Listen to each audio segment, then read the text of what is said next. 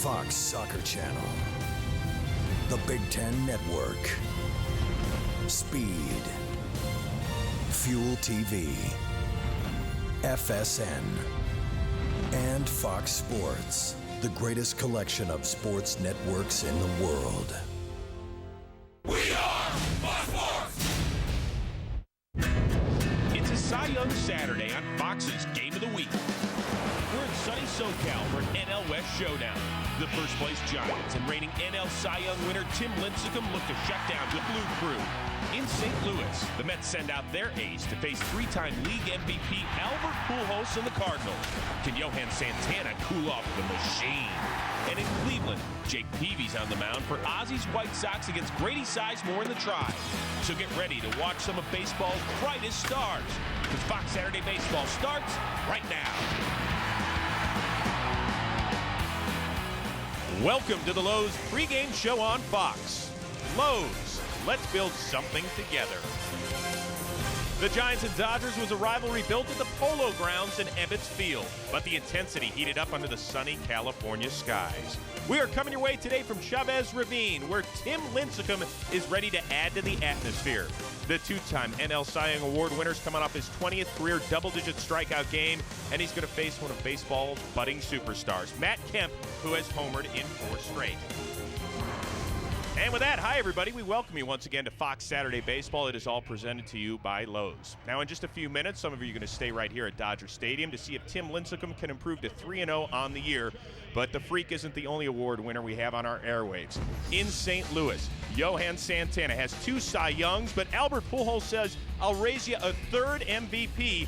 This relationship has been one-sided. Pujols 6 for 12 against Santana with 2 homers. And in Cleveland, Carlos Quentin leading the White Sox with 10 RBIs. He'll go against the Tribe, and the only player in the AL last year who batted .300 with 20 homers and at least 20 stolen bags. That is Shin-Soo Choo. Now we're hanging out today at Dodger Stadium, which was built in 1962. Only Fenway Park and Wrigley Field have more wrinkles. On the other side of the spectrum sits Target Field, which was christened on Monday up in Minneapolis. The Twins a 5-2 winner over the Boston Red Sox. It was their first outdoor home game since 1981. Now most players haven't played yet at Target Field, so it got us wondering which ballparks are the favorites among the big leaguers. I love playing in Fenway Park. It's sold out every game you're there. Fans did everything they can to get those tickets, and they're into every pitch. Hearing that Sweet Caroline in the 8th inning, and everybody in the whole stadium singing along. You know, when people ask me who was your favorite team, it was probably the Cubs, you know, just because I watched them so much. I had the opportunity to play in Wrigley Field. Just to see it in person, I was in awe of that place, that's for sure. I like Kansas City. I don't know, maybe it's because, you know, I'm from Missouri, close to home, family there all the time, but I think especially what they did with the outfield and doing the upgrades. Anaheim, they pack the place every night, the rally monkeys going nuts. It's a beautiful ballpark. They got the rocks out there and everything. It's just, you know, it's the best infield in the game. I would say just Phoenix because I get to stay at home. I don't know if that correlates to ballpark, but I like being there. And then I guess for ballpark reason, I get to have all my friends and family there. Seattle at night, ball doesn't go very far. Good pitcher's park. I like the intensity that you live in New York. When you're playing over there, you know, all the camera on top of you. You wanna do some damage. Old Comiskey Park. That's a stadium I grew up. That's a stadium I don't make too many errors, and you always gonna be in my mind.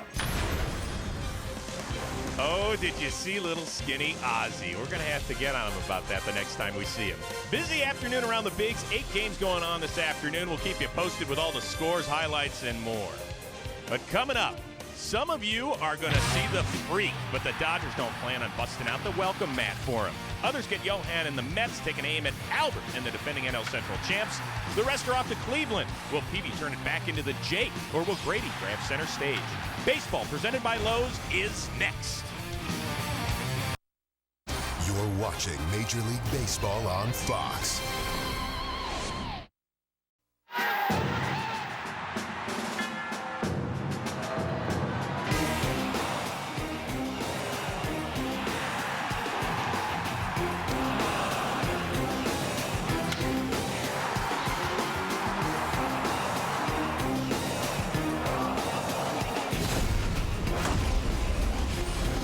Things could have gotten a little bit chippy last night when Aaron Rowan got hit in the head by Vicente Padilla. And as we look at the San Francisco Giants starting lineup brought to you by Taco Bell, you will notice that Rowan is not in today's lineup.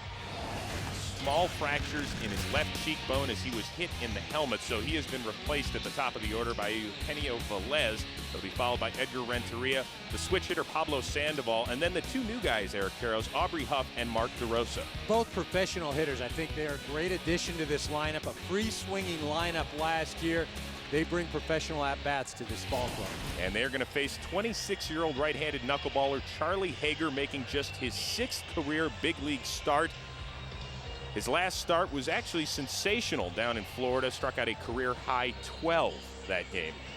Yeah, something with Charlie Hager, he's a knuckleball pitcher, or a knuckball pitcher as we like to call him, and he has to be effective because he's got to give this bullpen a rest. How will he be effective? Don't issue any walks. Easier said than done. That was your Sprint pitcher profile for Charlie Hager. Well, this game is brought to you by Budweiser, official beer of the thirst inning, the beer that starts with full flavor and ends with a crisp, clean finish. Budweiser, it's what we do.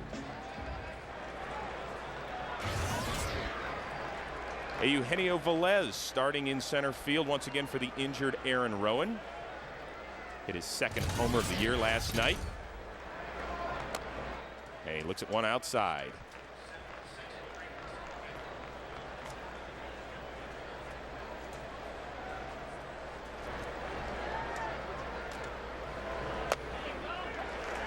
Even at 1-1. Velez, a guy that can play a little bit of everywhere for Bruce Bochy's squad. All 3 outfield positions and second base as well.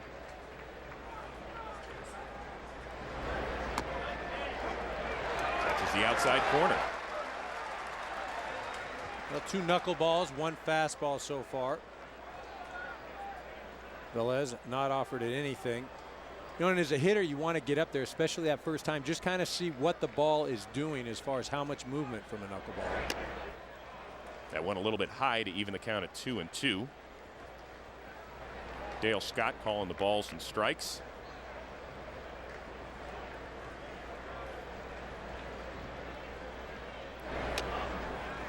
And the first full count.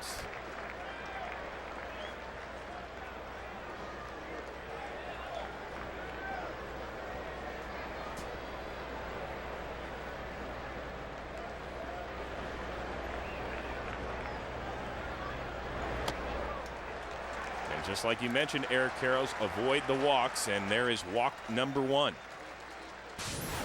Let's take a look at the Dodgers defensive alignment, brought to you by Scott's. The outfield, Garrett Anderson, Gold Glover, Kempton Center, and Ethier Wright. Makeshift infield with Belliard, Carroll, DeWitt, and Loney at first. A.J. Ellis getting the start behind the plate, trying to, and I emphasize the word trying, to catch the knuckleball. Edgar Renteria got off to a great start the first week of the season. Has slowed a bit, but still hitting .333. And he looks at a strike called by Dale Scott, the crew chief.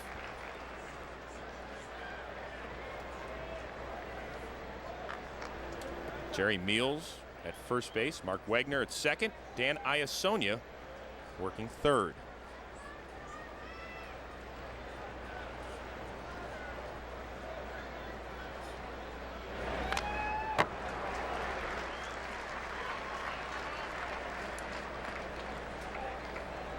At some point, you expect a guy like Velez to run on a knuckleballer? Well, as we saw the first pitch to Renteria, a fastball, you know, that and knuckleball right there. Hager obviously aware he's going to mix the knuckleball with the fastball with runners on.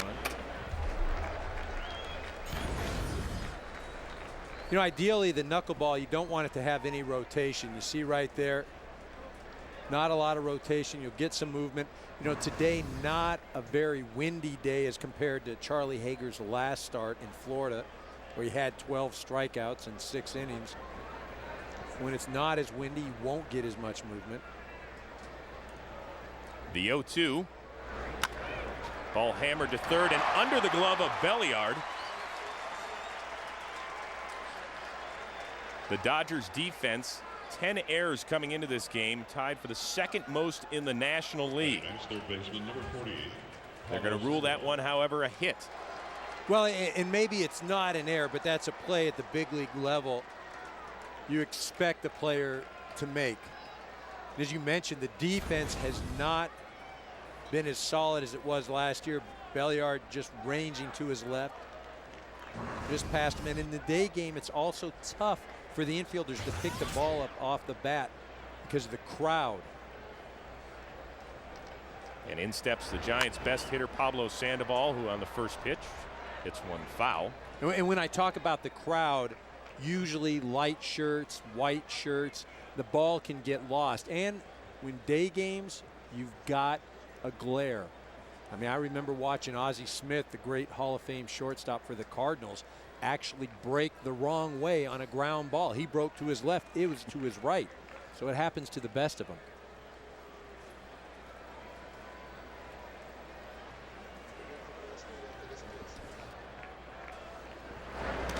Ball in the dirt, doesn't get far enough away from Ellis for the runners to move on. Last night, Pablo Sandoval, his second homer of the season, that one to dead central off of Vicente Padilla. This is a guy who last year hit .330, runner-up to Hanley Ramirez for the National League batting crown, and at age 23, an awfully bright future ahead.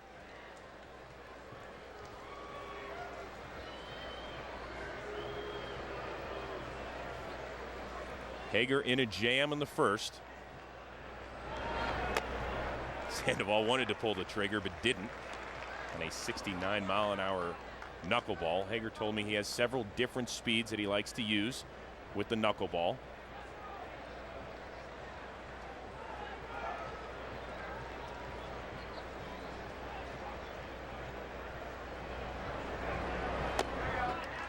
And it's 3-1.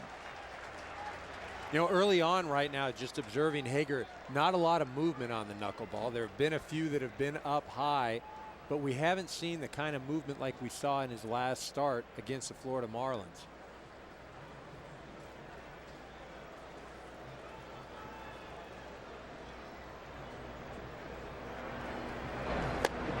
There's a swing and a miss by Sandoval. You know, even that didn't have a lot of movement. It seemed like it just floated up there. And ideally, a knuckleball pitcher, it's going to have that floating effect, but you're going to have that darting movement right around home plate. Now, see, look at that. That's a great shot right there. No movement in the rotation, but not a lot of movement on the ball either. Runners moving, and so is the ball. It gets away from Ellis. Velez is going to try and score. Hager is there, applies the tag, and he is out.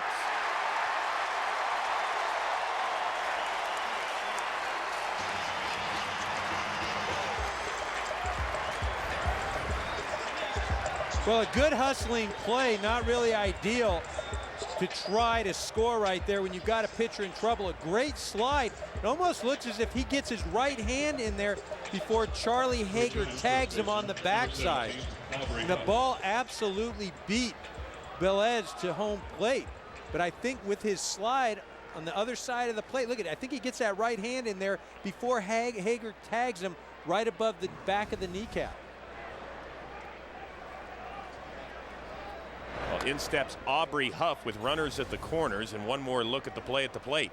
It's just not the play that you want to make in the first inning when you've got the pitcher on the ropes. A great slide, and to me, he appears to be safe. But again, not a smart baseball move. That ball inside. You haven't seen enough. Let's see it again. Look at that. That right hand slips in there. That's about as good a slide as he will see. I mean, midair, he almost makes the change. Yeah, he gets in, he hasn't tagged. Now he tags him, and he's already got his hand on the plate.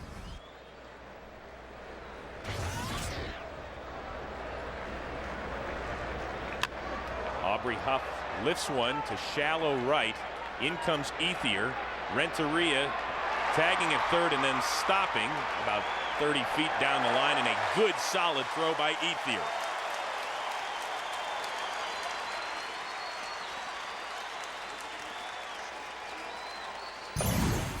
So Charlie Hager almost out of this jam, and he wasn't in a whole lot last Sunday against the Marlins. A career high 12 strikeouts in 6 innings. You can add in a few of third strikes that got past Ellis as batters reached base. I mean, if you think it's frustrating to try and hit this thing, try catching it.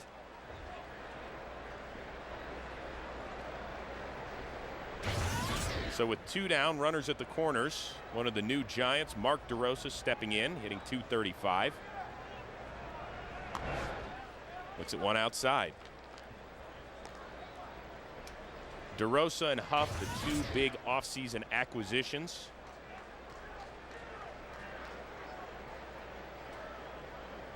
Hoping to give this lineup enough pop to go along with the solid pitching staff and make them contenders once again in the NL West. DeRosa looks at a strike.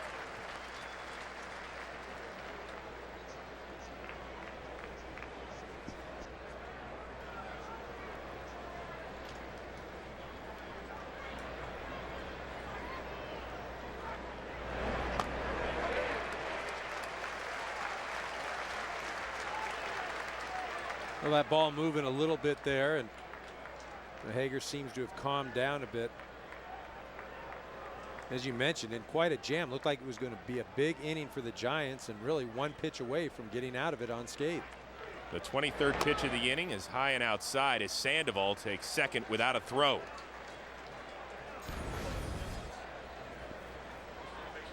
Well, Sandoval taking off before Hager even starts his windup. Bit of a gutsy move. Ball fouled away. The question for the Giants, did they add enough pop in the offseason with the additions of Huff and DeRosa? Because those are really the 2 main components they brought in. Right, you know, those are guys that are really complementary offensive parts. And, you know, does this Giant ball club have enough offense? Do they have that big bopper? They don't. Pablo Sandoval is a nice hitter. But I'm not sure that, you know, he's of the same level as some of the other sluggers that some of the other ball clubs have. But because of their pitching and because of the ballpark they play in, they're not going to need to score a number of runs. 25th pitch of the inning for Charlie Hager. That ball's ripped to center. Matt Kemp right in his tracks, and Charlie Hager dances in and out of danger. And now the Dodgers will get to swing it against the 2-time NL Cy Young Award winner, Tim Lincecum.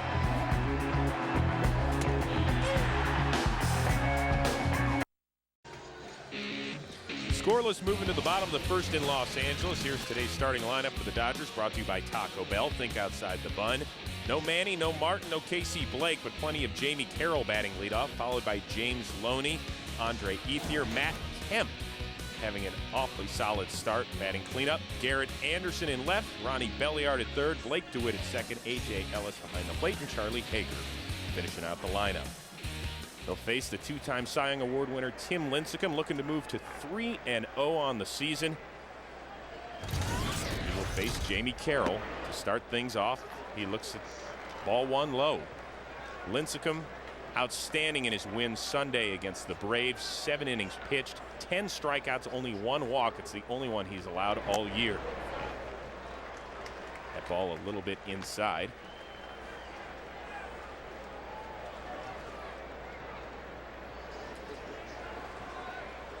The 2-0.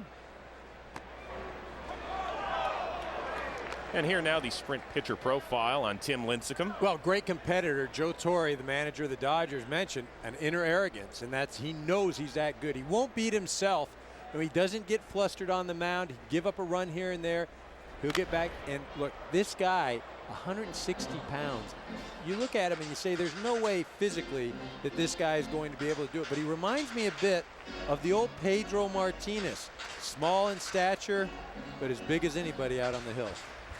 And has yet to allow a leadoff hitter on base in 14 innings worked this year. Make it 15 now as he gets Carroll. You see, falls behind Carroll 2-0 and then battles back.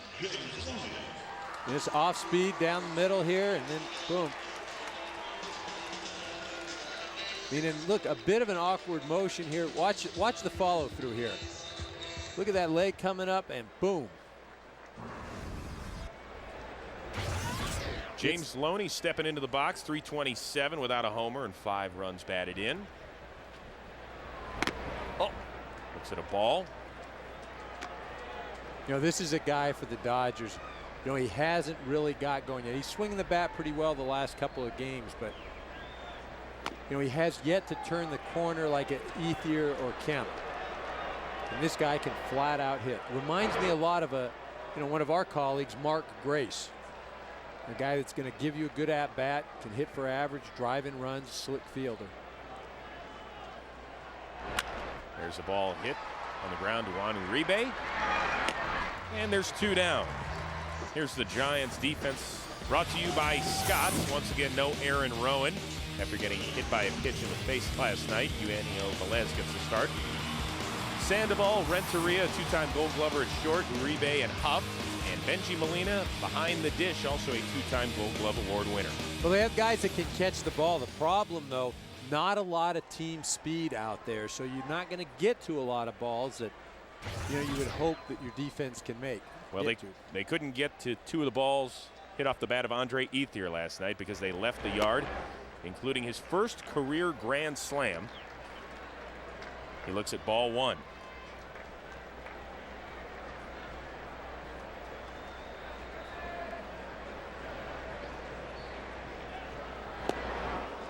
Swing and a miss by Ethier. You know, Ethier, one of the few guys that's had a bit of success against Tim Lincecum, hitting close to 300.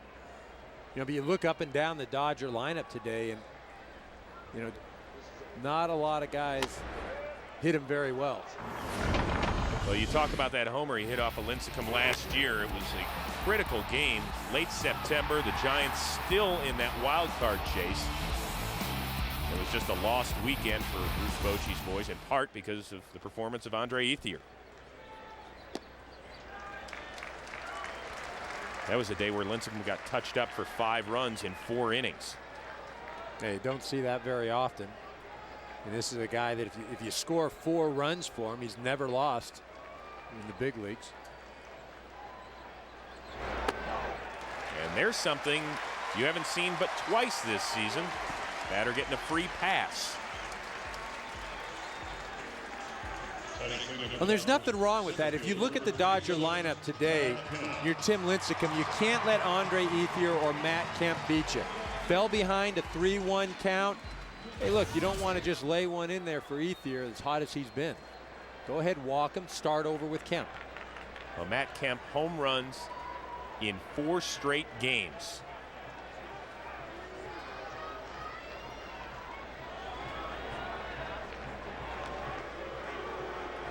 He has struggled in his career against Tim Lincecum, just 1 for 12 with 6 strikeouts, but right now he is seeing the ball very well.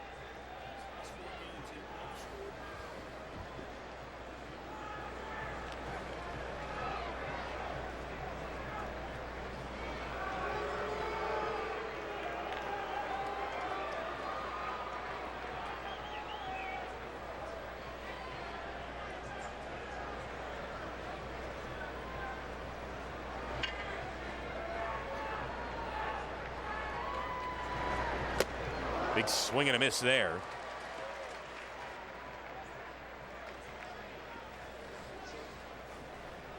Going right after him with the fastball. It's interesting because Molina set up outside, and you know, the balls that Kemp has hit out the last couple of days have been middle away. You know, I'm not sure why teams aren't just trying to go hard inside against him. That one in the dirt, smothered by Molina. Matt Kemp became the first Dodger last year, hit at least 25 homers, drive in more than 100 runs, and steal 30 bags. A breakout season, and off to a great start in 2010.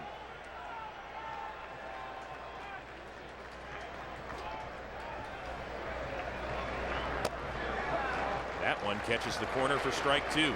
Well, and you want to talk about, you know, this young Dodger ball club, whether it's Ethier or Kemp or Martin or Loney. The guy that has the highest ceiling, without question, is Matt Kemp. I mean, the athletic ability is unparalleled. He's still developing into a baseball player. Good play by Molina again. One in the dirt. How tough is a guy like Lincecum to catch? This ball moving all over the place and things like that. Well, the thing is, though, he's got great control, and you know, he moves it both sides of the plate. You know, as long as he doesn't cross you up, I think it's a lot more, you know, favorable if you get that call against Lincecum rather than if you're on the flip side, you're A.J. Ellis and you get Charlie Hager.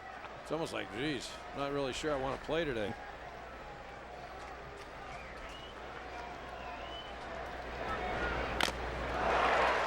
So Lincecum strikes out 2 in the first and leaves 1 stranded. We are scoreless through 1.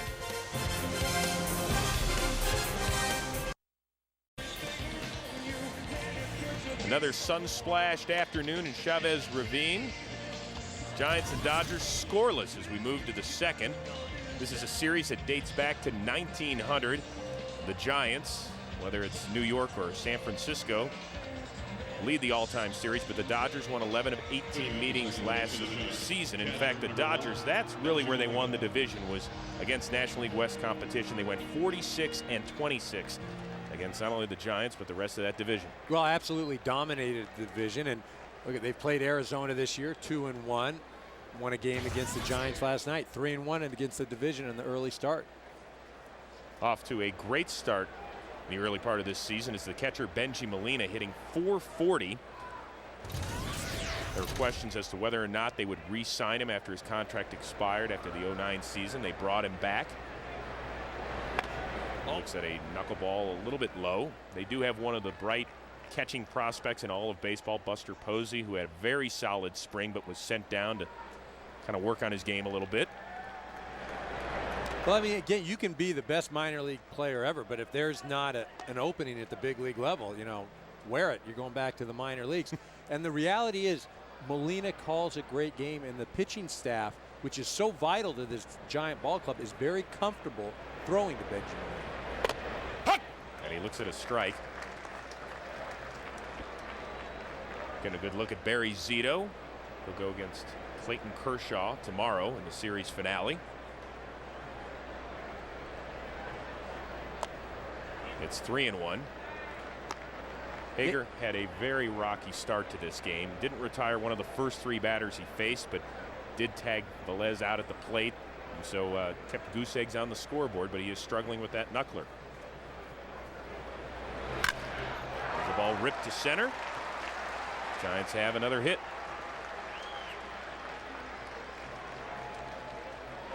That ball, a slider, cutter, or something. It was not a knuckleball. And as you mentioned, Chris, he just doesn't seem to have any kind of movement with the knuckleball today. This ball just a bit of a cutter. Molina sitting on it and whack, base hit. Again, Charlie Hager, not a lot of movement. Ball's kind of floating up there. It's not darting around consistently. I think he's going to be in trouble a good part of the day. Juan Uribe hitting .361 with 8 RBI. Looks at a called strike. Uribe manning second base until Freddie Sanchez returns. He has spent the first few weeks of the season on the DL after knee surgery. And it's actually, we talked to Bruce Bochy before the game. How do you get Juan Uribe at bats once Freddie Sanchez does come back if he is 100% healthy? Well, and he will get him at bats, much like Joe Torre puts guys in the lineup, gives guys days off. And Uribe, a versatile player, can play some third, can play some second. You know, in his younger days, he played a little short. Could fill him in there. He'll get the at-bats. Look, at any ball club, if they're going to be competitive into October, they're going to have contributions from everybody, just not their starting 8 or 9. Side. And Hager falls behind 3-1. And Uribe, one of those guys that can hit the ball out of the park 3 times in his career. He's hit at least 20 homers in a season. Last year, 16 with the Giants. And it's another walk. The 3rd walk allowed by Charlie Hager. Time now for today's Ford Keys to the game. Well, it's funny, Tim Lincecum on the hill. Just get him a run or two, and he seems to be lights out. Stay away from Kemp and Ethier. Those are the 2 potent guys in the LA lineup. You know, the Dodgers, you just have to limit the Giants' free passes. You can't give them walks, make them earn it.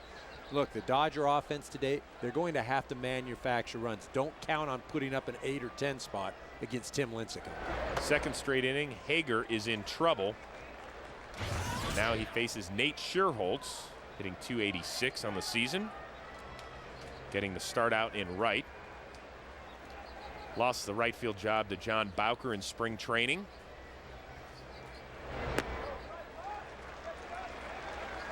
And here comes A.J. Ellis for a little chat. Yeah, not really sure what you can go out and tell a knuckleball pitcher. I mean, look, get your arm up or throw that knuckle. I think more than anything, it's just going out there, getting Charlie Hager an opportunity to catch his breath, kind of sit there for a second. All right, let's start over here. Let's minimize the damage. Let's not have a big inning here. Make a pitch. You've got the pitcher on deck next. You see that just not a lot of movement on the knuckleball today. I mean, we haven't seen a lot of good ones. And when we do see ones that move quite a bit, we saw one to Pablo Sandoval, it darted to the backstop. 38 pitches for Hager, only 16 strikes so far. There's one.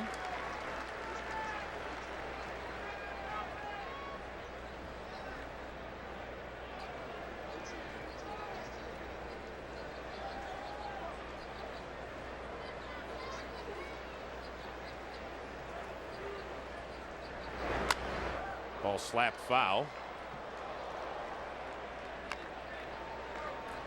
You know, in one of his first starts, you know, Charlie Hager threw mostly all knuckleballs. I mean, there were 2 or 3 pitches outside of the knuckleball. You know, but today we're watching him. We're seeing a lot of cutters, a lot of fastballs. And he did not go, so says Dan Iasonia down at third. So yet another 3-ball count to a Giants batter.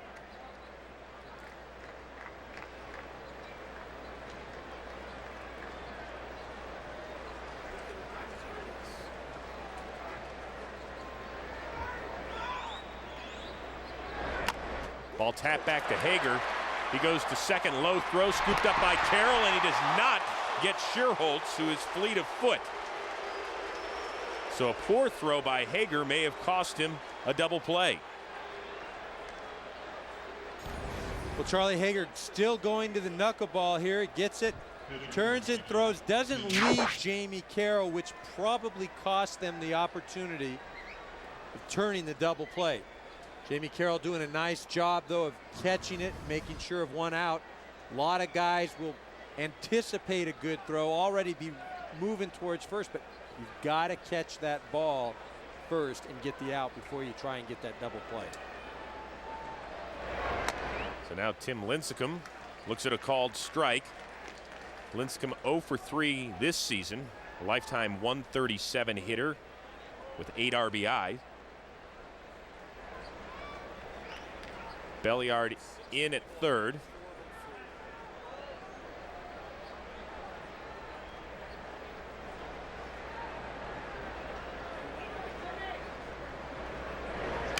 And there's a bunt past Hager, and Molina with a late break, a beautiful bunt, and the Giants are going to take a 1-0 lead. You couldn't have placed it out there any better. I mean, that looked like something that a Rafael Furcal would do. Gets it by Hager, the second baseman, Blake DeWitt, going towards first base, anticipating James Loney crashing in. Nobody there to field that ball. Really not a defensible bunt once it gets by Charlie Hager. So now 2 on for the top of the order. Eugenio Velez looks at ball 1.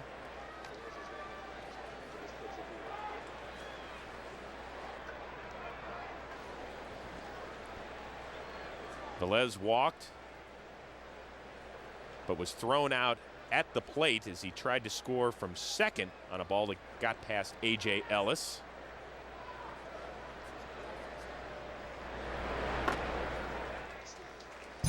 Last night, Eugenio Velez did not start the game, but came in and finished it well, replacing the injured Aaron Rowan in center. His second homer of the year, got the Giants close as they made Joe Torre and that Dodgers staff sweat it out once again in the 9th inning. Dodgers did hold on for the win.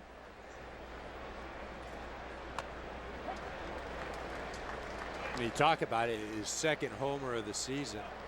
Now that leads all the Giant ball club. I mean, there isn't anybody else with anything more than one. That's what you talk about. This ball club, they're going to have to manufacture runs. They're going to have to put the ball in play. There's another base hit by Velez. Schierholtz is going to get held at third, so it'll be the bases loaded and one out.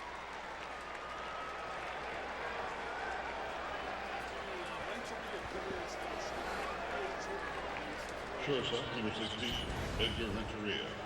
Well, this is a knuckleball, and it knuckles, but it doesn't move. Ball right down the middle of the plate, not getting any kind of late movement. The ball literally is just floating today. You know, Rick Honeycutt out to talk to him, and again, really not much you can say. How do you feel? What's going on? You know, get that knuckleball over. Not that we want to look too far ahead, but next week on Fox Saturday Baseball, Alex Rodriguez and the Yankees take on Torrey Hunter and the Angels. It is a rematch of last year's ALCS. Some of you will get the Mariners and the White Sox. It's Fox Saturday Baseball presented by Lowe's. It returns next week at 4 Eastern, 1 Pacific. And they're going to need some length today out of Charlie Hager. They played some awfully long games this week against the Arizona Diamondbacks. Not only in terms of length of game, but also number of pitches thrown. Joe Torre had to run through his bullpen. They went with 7 pitchers one night. Hager had to come out of the bullpen, throw an inning of relief. So they're really stressed in the early going down there. Big swing and a miss there by Edgar Renteria, a career .338 hitter with the bases loaded, including 8 grand slams. Well, and this is, as a hitter, you want to be patient. It's very easy to get excited and be aggressive because you've got the bases loaded. It's a great opportunity to blow the game open, but you've got to be patient because the pitcher is the one that's in trouble. Well, now it's Renteria in trouble behind 0-2. You know, Hager struggling with his control, and Renteria coming to the plate and offering it 2 knuckleballs. And just really not the type of plan a manager would like to see from his hitter. You know, now it's a situation as a hitter you want to just spread your feet out, use your hands, and just try to make contact.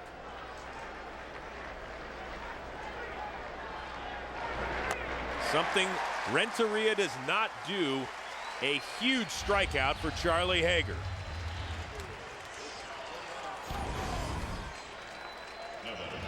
Now, this ball had some late movement. It looked like it was something that Renteria could hit, and at the last moment just shot outside.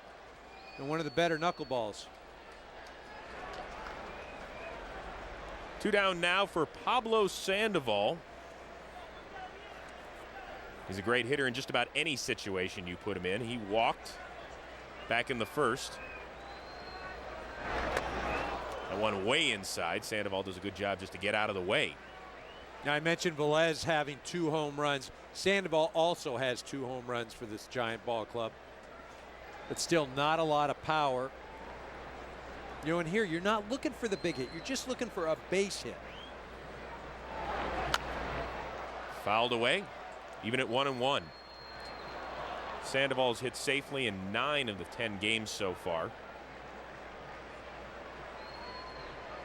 Last season at .330, that was the 4th highest average for a player in his first year since 1958. Fred Lynn, Wade Boggs, and Ichiro, the only ones to have a higher batting average.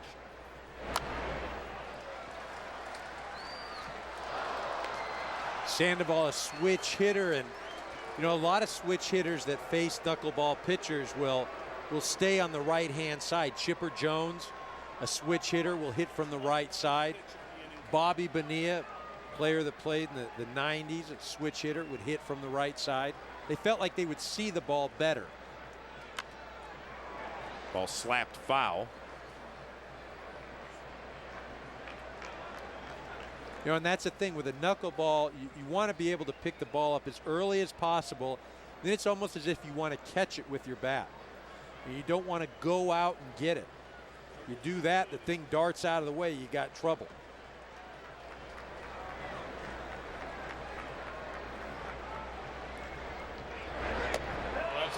tried to offer at it, but held back. So the count is even at 2-2. Shearholtz at third. He reached on a fielder's choice. Tim Lincecum drove in the first run of the game with a bunt. He's at second.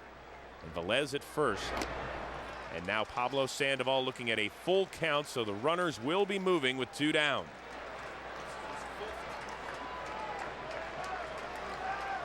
Well, if you're Hager, you got to go with what got you here. You throw that knuckleball and hope it knuckles over the plate. Can't throw a fastball or cutter here.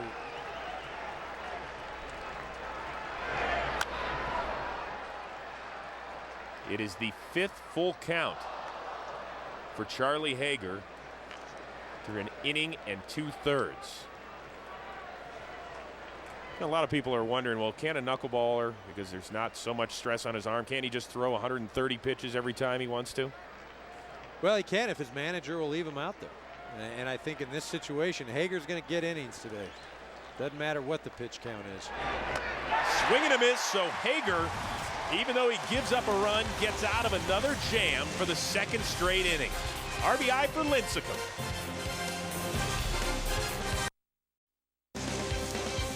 Fox Saturday Baseball, presented by Lowe's, is sponsored by Budweiser. With full flavor and a crisp, clean finish, it's what we do.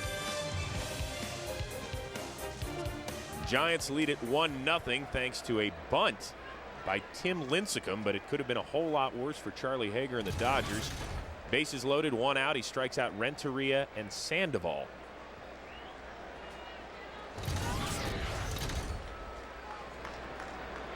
And now Lincecum will face 37-year-old Garrett Anderson, who looks at ball 1. Anderson getting the start for Manny Ramirez, who left last night's game because of a little tightness in his calf. Joe Torre said Manny's probably good to pinch hit today. Well, and if there's a chance to get to Lincecum, this is an inning to do it. You've got Anderson and Ronnie Belliard, Blake DeWitt, all had success against him. That one gloved by Huff, and there's 1 down. And the other thing, too, Tim Lincecum was out on the base paths for a good part of the last inning. So, look, you're looking for some vulnerability. This may be the inning. Well, here comes Ronnie Belliard getting the start at third today, and all this guy has done is hit since he came over and joined the Dodgers at the end of August last season. Hit .351 in 24 games with them and off at a .571 clip this year. Well, the joke in L.A., too, is that Belliard's here to entertain Manny and, be his friend and that sort of thing. But, as you just mentioned, the reality is he's come over and been a very productive player. Eugenio Velez is going to snag that one for out number 2. Well, Fox Sports is proud to team with the Breast Cancer Research Foundation during our 2010 MLB on Fox season. The Breast Cancer Research Foundation helps fund the most advanced and promising breast cancer research. You can join the fight by texting CURE to 27722 or donate $10 or visit bcrfcure.org. Messaging and data rates may apply. Blake DeWitt, second baseman, looking at strike 1.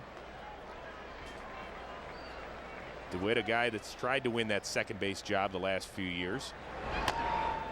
Made the opening day roster in '09, but was sent up and down 6 different times.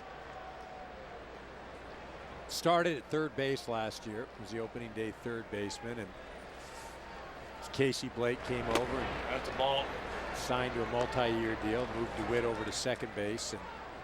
And this is a guy that, a very versatile player, guy that's going to go out and give you every ounce of effort. Pretty good hitter as well. Stays alive.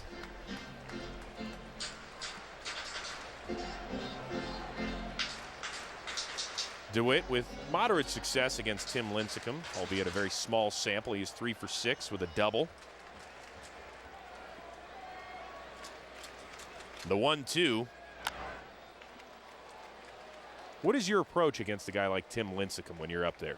Well, he's going to get you a fastball at some point. You just don't want to miss it. You can't afford to miss pitches when you face the top pitchers. And I say that, I don't care how great a guy he is as far as stuff.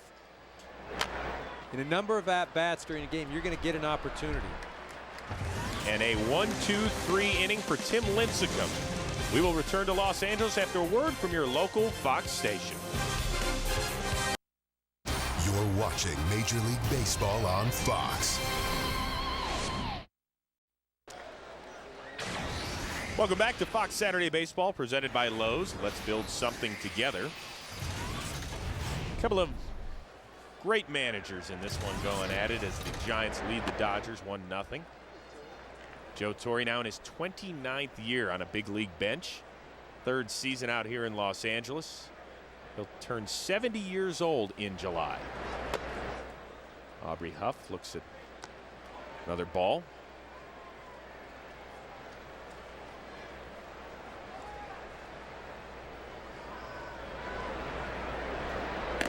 Ball 3. And it's 3-0.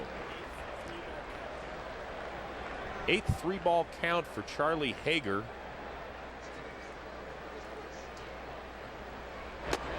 And a 4-pitch walk for Aubrey Huff, who had to run a little bit faster this week for his first Giants home run. It came against the Pittsburgh Pirates.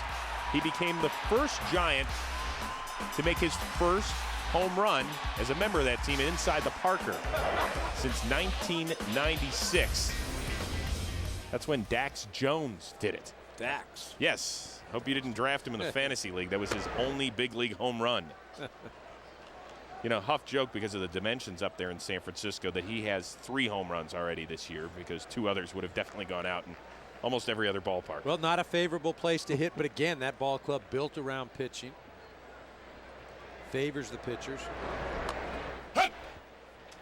Mark DeRosa, who lined one to center in first to end that inning.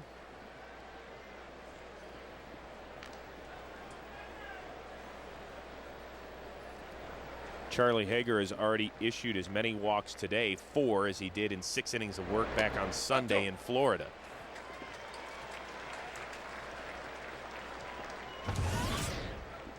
I mean, you look at the way Hager's pitched so far, you'd think this was an 8-0 game with the Giants, and you look up at the scoreboard, it's only 1-0. He's been able to escape the big inning. There goes Huff.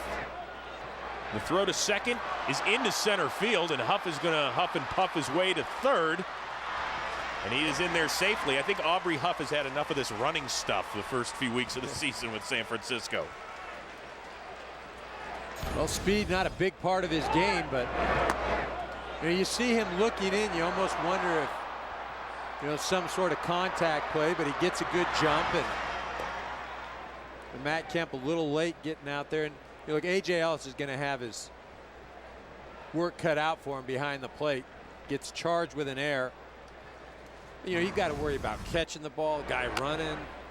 It's just, as Bruce Bochy said, it's, catching a knuckleball, you're almost hoping that, you're not in the lineup because it's not fun. It's not fun about the 2nd or 3rd inning after trying to catch everything and worry about base runners. And just like, uncle, look, forget it. I don't care if it's a big league game. Ball hit up the middle, and it is off the glove of Jamie Carroll. So another shoddy defensive inning by the Dodgers, and DeRosa's going to leg it all the way to second. Not going to get a whole lot of style points on the slide, and it looks like maybe even DeRosa might have injured himself a little bit.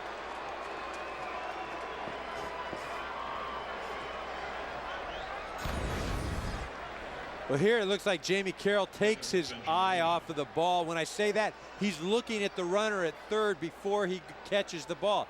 You see, you don't really see it well there, but he does.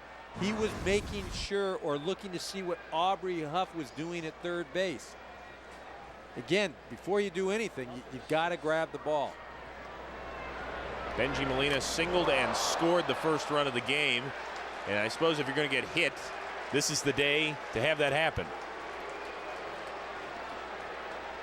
Well, look, it's not the 90-mile-an-hour fastball. We talk about DeRosa a little earlier about that slide into second base and him hustling on the ball. Look, that's almost a dive into the pool. Oh, not quite as soft on the landing. That's getting some air. You see him grab a hamstring there. So Hager for the third straight inning, putting the two leadoff men on. And it's Juan Uribe. Looks at a called strike. It has been another tough defensive performance by the Dodgers, who've been plagued by 2 errors here in the third. One by Ellis on the throw, one by Jamie Carroll on the ground ball. This one popped up. Andre Ethier coming in, DeWitt going out. It will be Ethier. Well, you know, you talk about this defense, and, you know, I mean, that also puts pressure on the pitchers. I mean, where there should be outs, that means the pitching staff has to make more pitches. The starters make more pitches. The pitch count goes up. You have to get to the bullpen. So it's almost as if there's a domino effect, and the defense has really let this ball club down this early part of the season. Well, the defense let the Dodgers down when Nate Scherholtz was up the first time. Bouncer back to Charlie Hager, who fielded it cleanly, but a better throw, and maybe they would have had a double play on Scherholtz. Instead, they just got a force out at second. And look at the pitch count already for Charlie Hager. With 1 out in the third, 73 pitches compared to Lincecum, who is mowing down the Dodgers so far.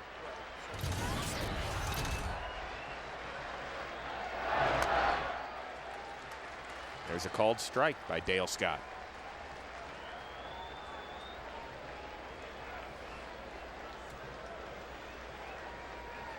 DeRosa at second. He reached on an error. Molina at first after getting hit by a pitch.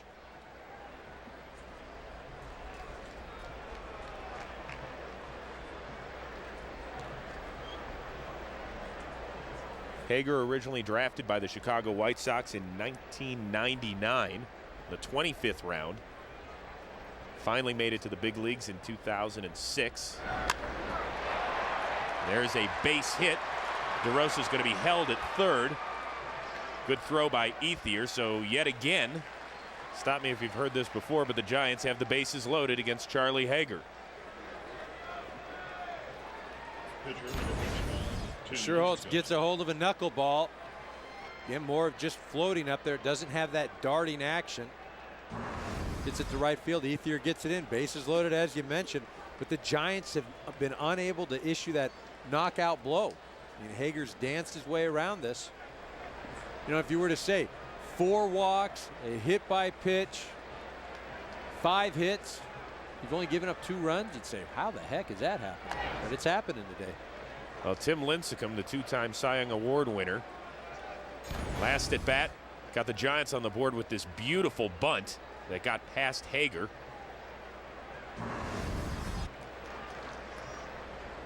And there's another rip. That one is going to be into the alley. DeRosa scores. Here comes Bengie Molina. Scherholtz to third. And Tim Lincecum, Mr. Do-It-All today.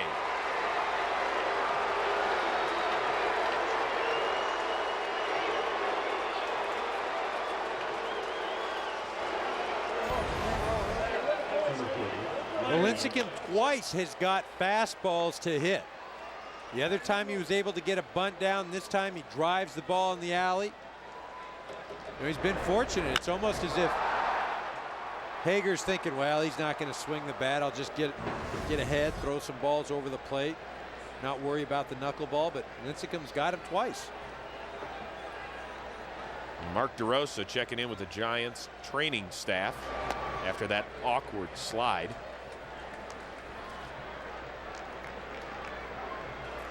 That's Dave Greschner, the trainer for the Giants. Eugenio Velez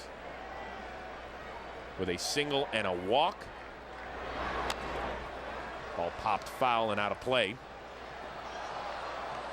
See DeRosa heading down, and that's something that the Giants can't afford. You have a guy like DeRosa, if he has a hamstring issue, Aaron Rowan possibly down. I mean, they're not deep.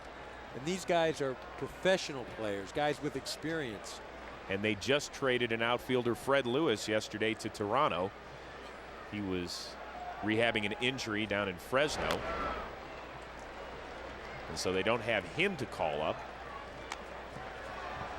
Well, and the thing about it, it's the types of players that DeRosa and Rowan are. These are guys with experience, guys that been around the game, and you can't teach that. And bringing a kid up from the minor leagues that hasn't gone through that and putting him on a ball club that is expected to get to the postseason. Ball gets away from Ellis. Here comes Schierholtz, and he will score the 5th run of the game for the Giants.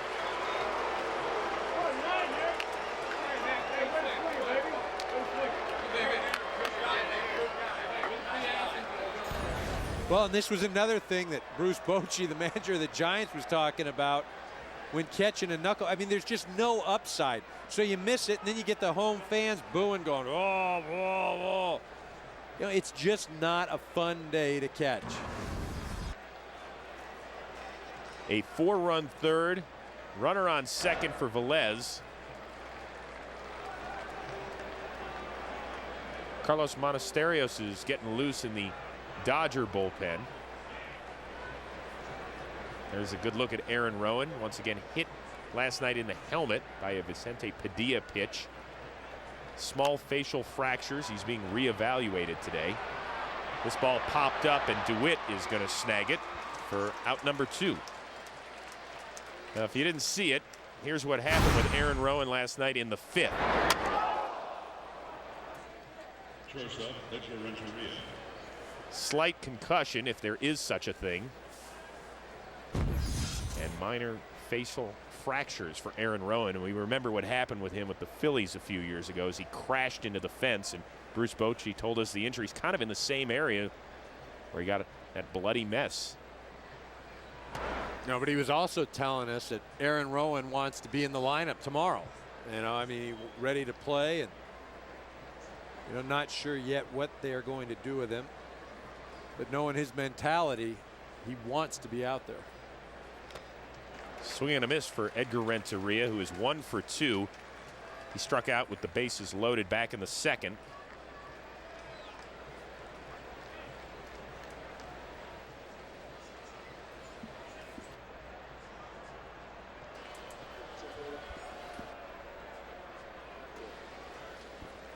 The 1-1 from Hager. Swing and a miss.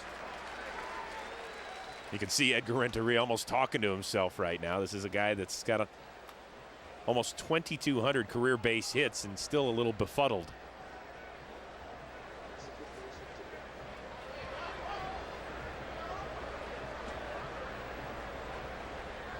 The 87th pitch of the afternoon for Charlie Hager. In the dirt. Good stop by Ellis.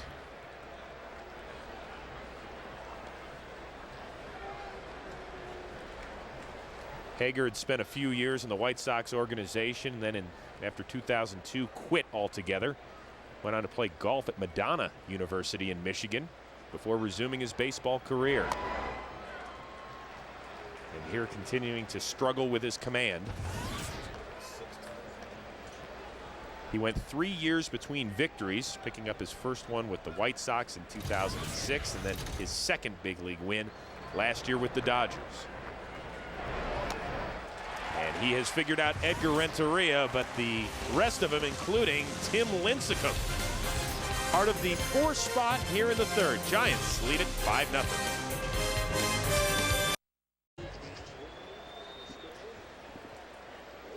Giants Cy Young Award winner Tim Lincecum has knocked in 3 of the 5 Giants runs, and look at this number. That is bad news for the Dodgers. The Giants 29-0 when they've given Lincecum 4 runs of support. What happens when he gets 5? It's a rhetorical question. You're the comedy guy. I see you working. We might be going there pretty soon. A.J. Ellis, it's been a nightmare for him behind the plate. It's not going to get a whole lot more fun facing Lincecum.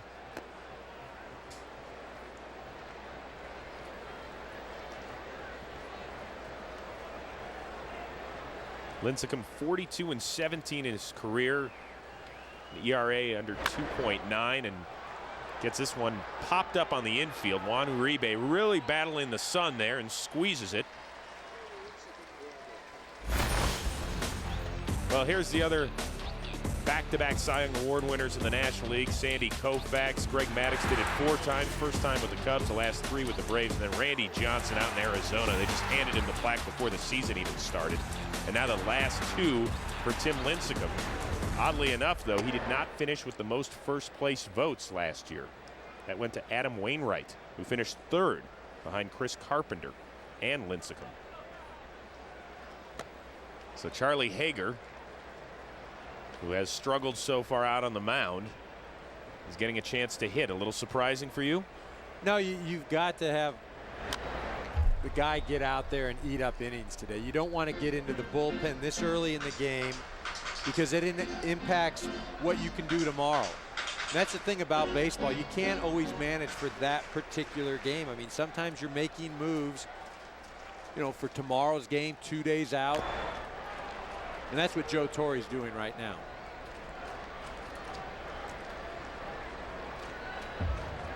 Well, the Dodgers will wrap up the homestand tomorrow. Kershaw against Zito, and then they are off on a 9-game road trip. There's Clayton Kershaw right there, Barry Zito. 2 left-handers. The Dodgers will start a series at Cincinnati on Tuesday, then off to Washington and wrap it up at Citi Field in New York. The Giants will move on to San Diego from here. Charlie Hager's actually done a nice job in this at bat, working the count full. Yeah, I'm wondering why you messing around with the breaking pitches. Just, you know, boom, boom, boom. Let's get Charlie Hager out of there and then move on. You got a 5-0 lead. Well, that's not much messing around right there. No, and that's, you know, for all intents and purposes, it should be 3 of those and go sit down. 3rd strikeout on the afternoon for Tim Lincecum. You see, he hides the ball really well. As a hitter, you really seeing his backside. You still don't pick the ball up until he gets his arm up over his head. You know, and that doesn't give you a lot of reaction time. Straight over the top. 2 down for the leadoff man, Jamie Carroll. He struck out to start the game for the Dodgers. Signed him to a multi-year deal in the offseason. Spent the last few years playing in Cleveland. Sends one back from whence it came, and so a base hit for Jamie Carroll. First one on the afternoon for the Dodgers. Well, for exclusive information, analysis, breaking news, and the rest, all the fun and games, please follow us on Twitter and Facebook. Facebook.com/Fox Sports, Twitter.com/MLB on Fox, MySpace as well, MySpace.com/Fox Sports. Eric Karros, a regular contributor. That I am. How about today? You've been doing your due diligence? I've been focusing on a baseball game right now. Done any tweeting yet? I've done some twitching, not a lot of tweeting up here. 2 down for James Loney, grounded out to second back in the 1st. Looks at a called strike. That was nasty. Lincecum last year, 15 wins. Fewest wins ever for a starter that went on to win the Cy Young Award.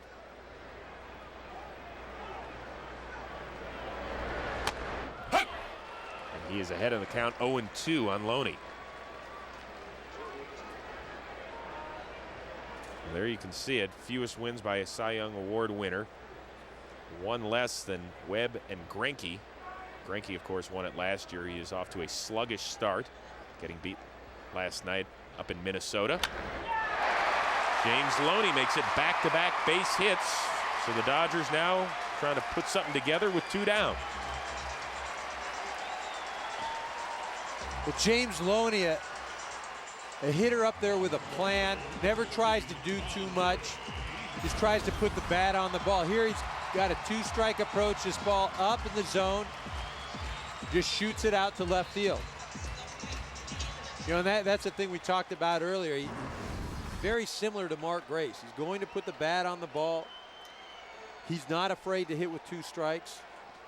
You know, a great compliment to this lineup. Worst guys to be compared to than Mark Grace, who had more hits than anybody in baseball in the 1990s. So 2 down for Andre Ethier, and he gets under this one on the first pitch. So back-to-back base hits for the Dodgers, but no damage done. Lincecum and the Giants lead at 5-0. Fox Saturday Baseball, presented by Lowe's, is sponsored by the all-new 2011 Super Duty, built for tough. By Avidart. And by Valvoline. Guarantee your engine up to 300,000 miles. Well, this well-oiled machine that is the San Francisco offense in the early going in 2010 has helped build a 5-0 lead for Tim Lincecum. Pablo Sandoval walked in the first, struck out with the bases loaded to end the second, and here lifts one to left, and that is going to be a fair ball. Sandoval going to try and stretch it for 2, and the throw will not be in time.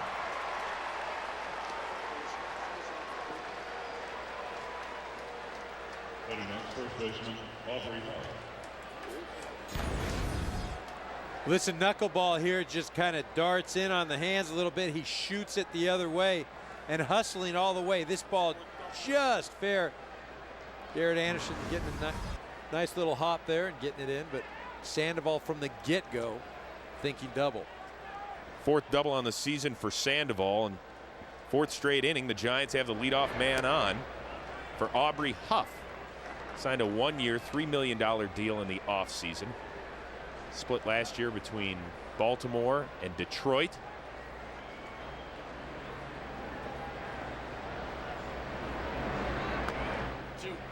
Looks at another ball. Huff, can he provide that pop that is so desperately needed in this lineup? 5 times at least 20 homers in a season, twice over 30. And that's playing in much smaller ballparks in the American League. 3. And Hager behind 3-0. Well, I think his responsibility in this lineup is just to elongate it, not to go up there and swing and miss and, you know, make the pitcher work. I mean, if he hits a home run, great. But his primary responsibility, go up to the plate, you know, give the Giants a good at-bat. Remember this ball club last year, they had a bunch of free swingers, and that was one thing that had to change.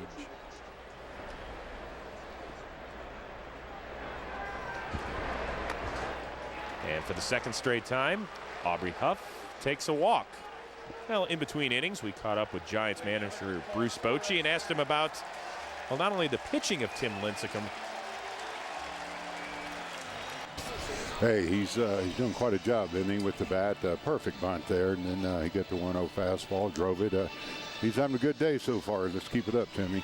Boch, talk a little bit about the additions of Mark DeRosa and Aubrey Huff and how they impact your ball club. Well, you know, they're 2 professional players, hitters. You know, they help this lineup, and the fact that they help grind out the opposing pitcher a little bit more. We know we're a free swinging club, but they have good discipline at the plate, and they have the ability to drive and run. So it has stretched out our lineup and made it that much better. And they're great in the clubhouse. They're a lot of fun to be around. They have really helped just loosen the guys up. Boch, most importantly, yesterday you celebrated a birthday. What was the best gift you got? Well, it wasn't the first 2 innings of that game. I know that, but really it was a tough day because we lost Rowan. It looks like he'll go on the DL. But I think the last 8 years, I think I may have 2 wins on my birthday, so I'd like to skip it next year. All right, Boch, thanks very much. All right, guys, thanks for having me on. Bochy turned 55 on Friday.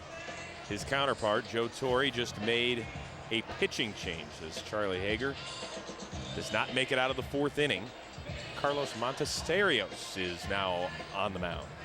Well, and the thing that's disappointing for the Dodgers, they were hoping that Charlie Hager would give them innings. See, Montesterios, a Rule 5 pick, he was drafted away from the Philadelphia Phillies by the New York Mets and then traded over to the Los Angeles Dodgers.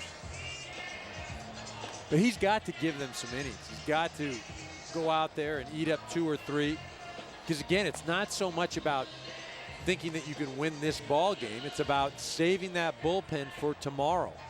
Got a game against the Giants. Barry Zito on the hill, Clayton Kershaw. And this is, again, we talked about it earlier. You're not just managing for the specific game. So Monasterios making his 4th big league appearance, while Chevy and Scotts are building diamonds and dreams. See how the kids could win a ballpark makeover, and you could actually win a brand new Chevy. Find out by logging on to ChevyBaseball.com. Well, the Dodgers need Carlos Monasterios to mow him down. Sandoval doubled to lead off the 4th. Aubrey Huff walked, and that was it, as Joe Torre then walked to the mound.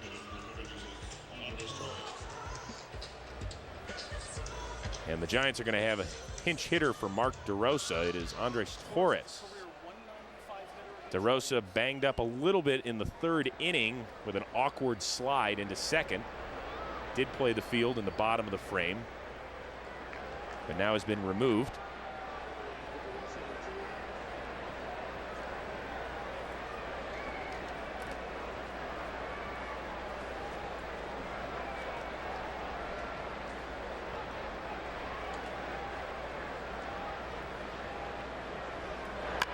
Bunt by Torres, popped up in the air. And Monasterios flips it as DeWitt with the bare hand and makes the play. Well, really a nice play. Monasterios gets off the mound well. You know, almost looks like there's going to be a collision with James Loney. Boom, he flips it. Blake DeWitt doing a nice job of staying with the ball, able to barehand it. You know, really a nice play by DeWitt. You know, he's got James Loney shielding him. Then again, he's looking at Monasterios. Beyond him, he's got the fans, and they're in their white shirts. Tough to pick up the ball. Really a nice play by the second baseman. But the bunt by Torres does its job. Moves the runners up to 2nd and 3rd for Benji Molina. Singled and scored back in the 2nd. Hit by a pitch and scored in the 3rd. And now the Giants hitters have to adjust from the knuckleball to a guy that's your basic pitcher. How tough is that? Well, probably happy that they didn't have to have a few more at-bats off Hager, because you don't want to be put into a funk. You know, now fortunately you go up there, you're just sitting on a ball, maybe see 1 or 2 pitches before you go up and swing. You know, that's something that, you know, you can't be afraid to hit with 2 strikes or hit, you know, or go up to the plate and take a few pitches, because that can be very beneficial. You can gain your timing up at the plate. You don't go up there and say, oh, there's a strike, I'm swinging at it. Won't find yourself in the big leagues very long. Count even at 1-1. Monasterios, 24 years old, out of Venezuela. And really kind of still an infant in baseball terms. Didn't pick up the game until he was 17.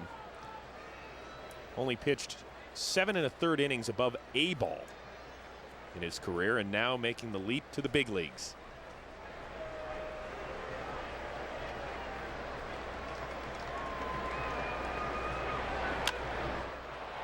Ball lifted down the first base line. Ethier charging, and he can't quite get it.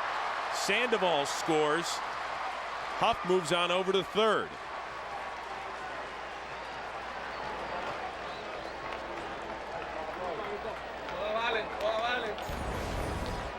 Now you see this ball runs in on Molina's hands. He just fists it out there, and you can see Ethier running in and Loney running out. That spot on the field, too, very difficult with the sun in the day game. Can lose many of balls over there. And there, I think he probably just lost it in the sun for a bit, because it just clanks off the glove there. It didn't even come close to the leather. No. That one caught all skin. Wrist. Yep. 8th base hit of the afternoon for the Giants. Runners at the corners for Juan Uribe.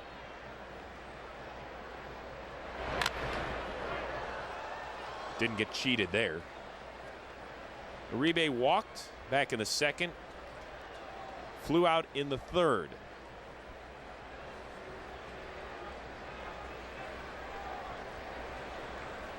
And if you're the Giants right now, you've got a comfortable 6-0 lead. You've got Tim Lincecum out on the mound. You'd think, okay, well, let's just kind of, coast the rest of the way through. But they want to continue to apply pressure on the Dodgers.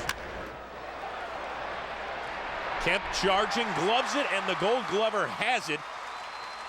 It will go in the books as a sac fly as Huff scores from third, but Matt Kemp saves at least an out. Well, a nice play by the Gold Glover. Gets a good jump, comes running in, makes a nice catch. Also impressive there, Aubrey Huff at third base. You see Matt Kemp extending to make that catch. Aubrey Huff at third base, never even leaving, just standing right at third base, because if Kemp does catch it, tag up, easily walk in. If it bounces off of his glove, can easily walk in. A lot of guys sometimes will be off the bag 3, 4, 5 steps. If he catches it, then you got to run back. You don't score. 9th RBI on the season for Uribe.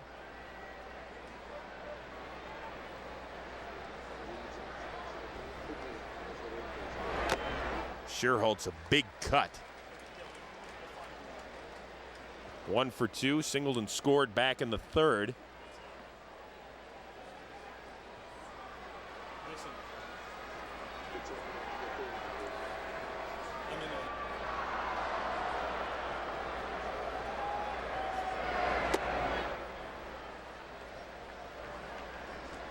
The Dodgers bullpen, as they get into it today in the 4th inning, it's going to go through some adjustments possibly as early as Tuesday. Hung-Chi Kuo expected to come off the disabled list. He's been out with a sore elbow. He could rejoin the team in Cincinnati. Ronald Belisario, who was very solid for them last year, reported to spring training 5 weeks late this year. Visa issues, some other problems. He's still working on his command down in the minors. So reinforcements are on the way for Joe Torre. Reinforcements, but you still will have some questions with both of those pitchers. Kuo has had 2 Tommy John surgeries. Belisario still trying to find his location. Well, the Dodgers are down to touchdown. Can the hottest hitter in baseball get him back? Matt Kemp to the dish.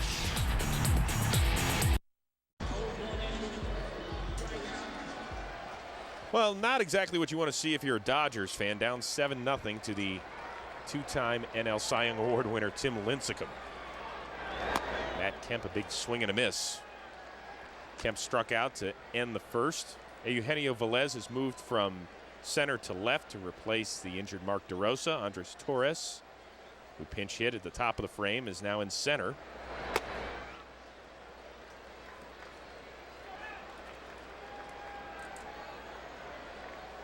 Kemp, as you can see, hitting .326 in the early part of the year. 5 homers already.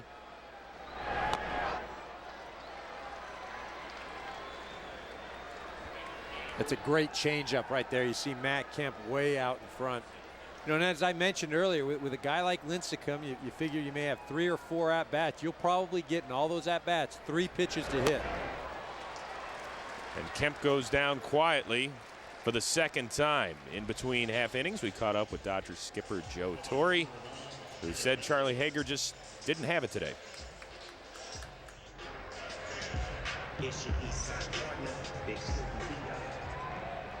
Yeah, but in all fairness, we had him up in the bullpen a couple of times. He pitched out of the bullpen between that start and this one. So, you certainly have to give him a little wiggle room for that. But he did have trouble getting the knuckleball over the plate, and that sort of disarms him a little bit. The bullpen, a bit of a story this early part of this season, but it appears reinforcements on the way, maybe as early as next week. Yeah, I think on this road trip we may get help from a couple of sources. Belisario seems to be coming around, and Kuo will throw another inning tomorrow, and hopefully that goes well. So, we figure to get a little better, because that was our strength last year. I mean, our bullpen was a major part of why we did well. All right, Joe, thanks for the time. We appreciate it. All right, guys. Well, it's the bats that'll have to get him back in today's game. Garrett Anderson, 0 for 1.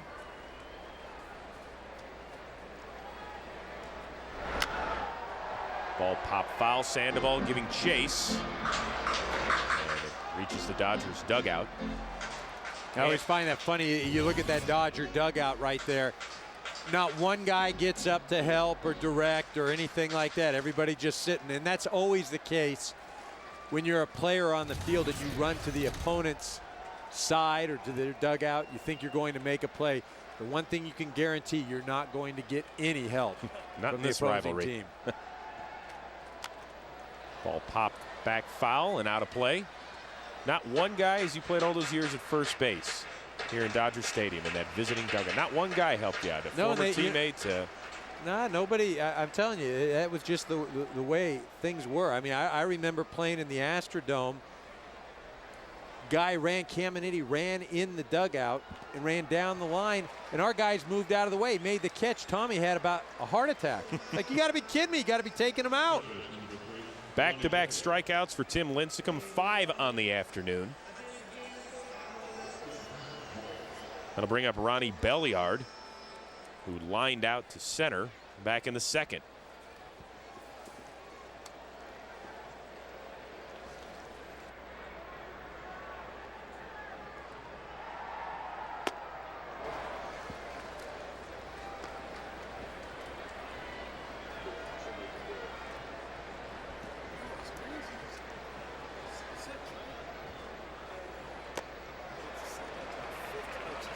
Belliard couldn't check it in time.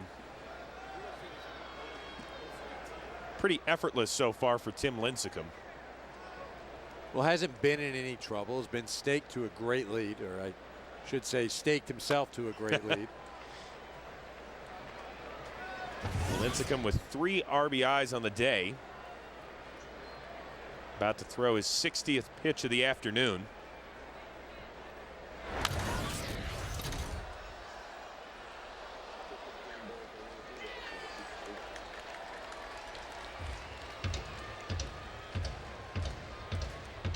You know, we talked about it. Tim Lincecum throwing on 5 days rest. Could have thrown yesterday. The Giants had an off day, but you could have thrown him Friday, and Barry Zito today, Matt Cain Sunday. Were you surprised by that? A bit. I was. I know it's early on in the season, but you know, the Dodgers haven't been playing that well. You know they're going to get better. You see Dave Righetti right there. And you know, I thought maybe that they'd come in here and just try to really stomp on the Dodgers, take 3, throw their best 3. But Bruce Bochy electing to give Wellmeyer the start, you know, figuring that it's early in the year. We don't want to burn anybody out or overuse anybody. Wellmeyer's going to get an opportunity to have that 5th spot. But still, I don't anticipate the Dodgers to be playing as they have these first 10 games. And I think they'll get better defensively. I think the pitching will iron itself out. As Joe Torre mentioned, the bullpen gets better. You know, you don't want to give them any life. Ball lifted to right. Scherholtz comes in, squeezes it. Tim Lincecum, 2 more Ks, and everything is A-OK with the Giants ace. 7-0 Giants over the Dodgers, top of the 5th. Tim Lincecum doing his best Babe Ruth impression today, not only throwing it out on the mound, but 2 for 2, his first multi-hit game of his career. He's driven in 3 of the 7 runs. Make it 3 for 3 for 55. And time right now for a DirecTV game break, and for that we go north to the border. It's Howie Kendrick off of Brian Talent, his first homer of the year. That in the first, a 2-run shot. But wait, there's more in the second. Juan Rivera, his 3rd of the year. The Angels beat the Blue Jays 6-3, win their first series of the year. The only way to watch every MLB game in HD, call 1-800-DIRECTV. So Lincecum on for the 3rd time. And Eugenio Velez slaps one to left center, and that one is going to fall.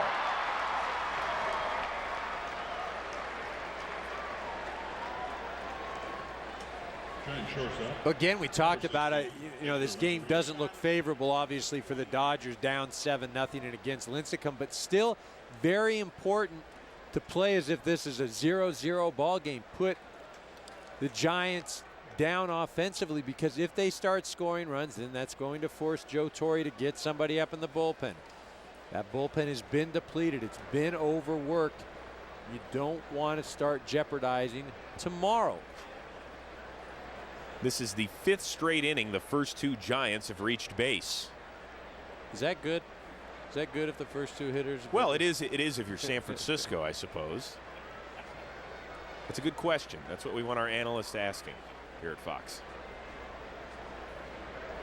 So Edgar Renteria, he hits one to left.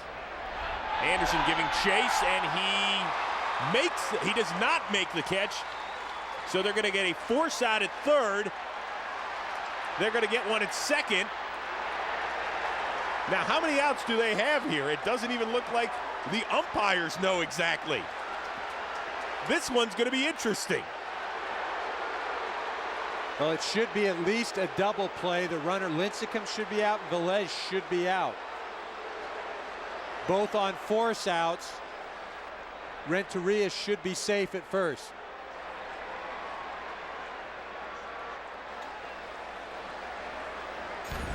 So now Joe Torre getting an explanation. At first, Dan Iasonia said Garrett Anderson caught the ball. Then when it rolled away, he said no, he didn't. So obviously, Eric, that is a fair ball. But what he's saying, and see, the signal he made is that it was a fair ball. That's what I think the confusion was.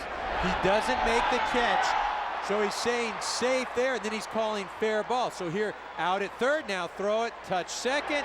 You're out at second, and now see Renteria just beats the throw to first base. So you've got a double play. Runners are out at second and third on force outs.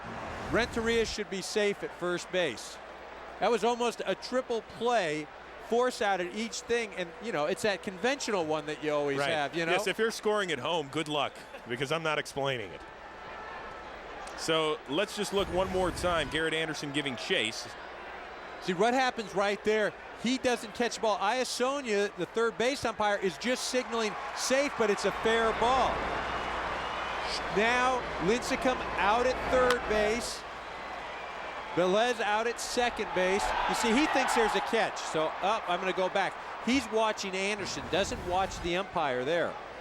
And you can understand what Lincecum was thinking, because at first the ball is in the mid, and then it rolls away, and he's probably blocked from it. Right. Well, what's interesting now, though, is why isn't Velez out at second base? That's what I don't understand. Well, that's mind-boggling. That one doesn't make sense. So Bruce Bochy.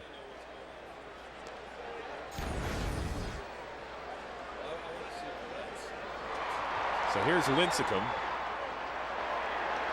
Now he realizes the ball got away, and he was forced out at third before they threw to second, and DeWitt stepped on second before Velez even got there, which would That's what it appeared does.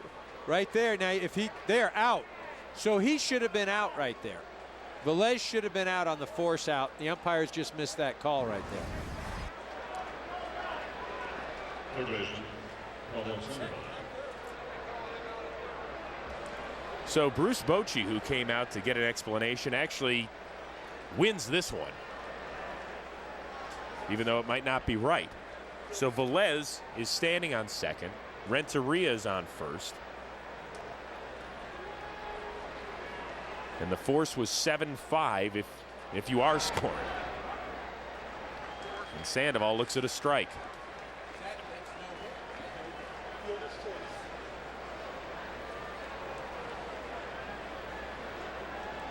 Sandoval has now hit safely in 10 of the 11 games to start 2010.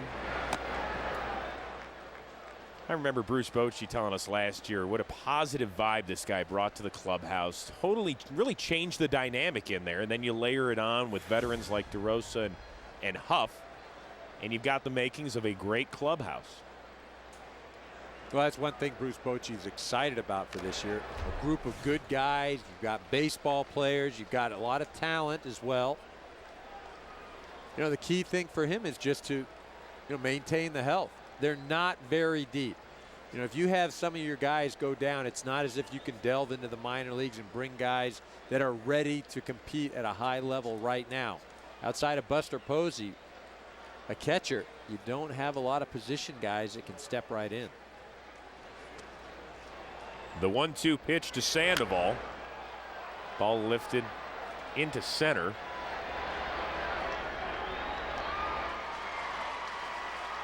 Two down. First baseman, number 17, Aubrey Huff. Well, here is today's Verizon game summary. And it has been all about Tim Lincecum out on the mound and at the dish. Charlie Hager, the knuckleballer for the Dodgers, just didn't have it. Giving up 5 runs in 3+ innings. Aubrey Huff flew out in the first and has walked and scored twice since then.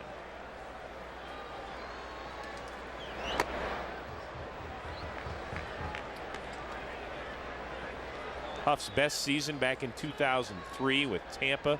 Hit .311, 34 homers, 107 RBIs.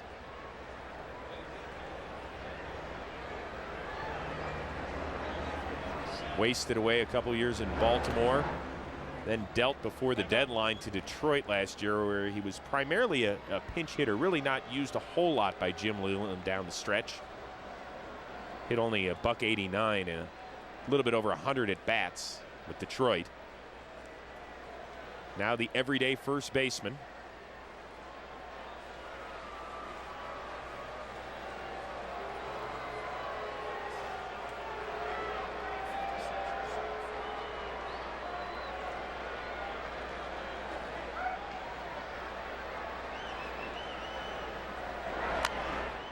Fouled back behind the plate.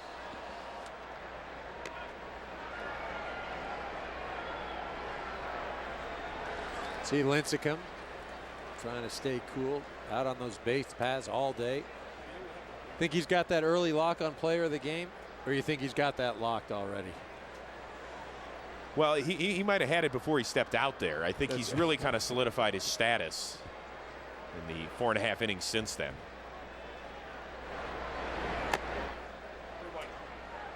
You know, hopefully Mark Burley started him this week if he drafted him in his fantasy baseball league. I know that Burley actually plays fantasy baseball. He plays a National League only. Something we found out on the cheap seats as we talked to Burley's catcher A.J. Pierzynski. Something you can see every Tuesday on FoxSports.com. DeWitt gloves it. And a strange inning with players running all over the place. Which way do we go? Can I get a GPS out here? The Giants lead it 7-zip.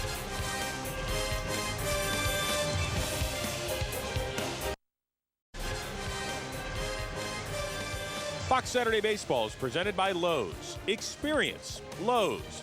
Let's build something together. Well, the Giants, thanks to Tim Lincecum, have built a nice 7-0 lead as they move into the bottom of the 5th. Blake DeWitt grounded out to end the 2nd.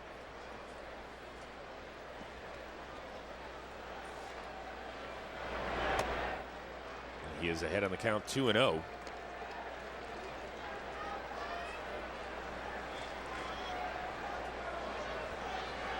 Ramon Ortiz getting loose in the bullpen for the Dodgers. DeWitt rips one foul down the first base line. Montesterio scheduled to hit 3rd this inning.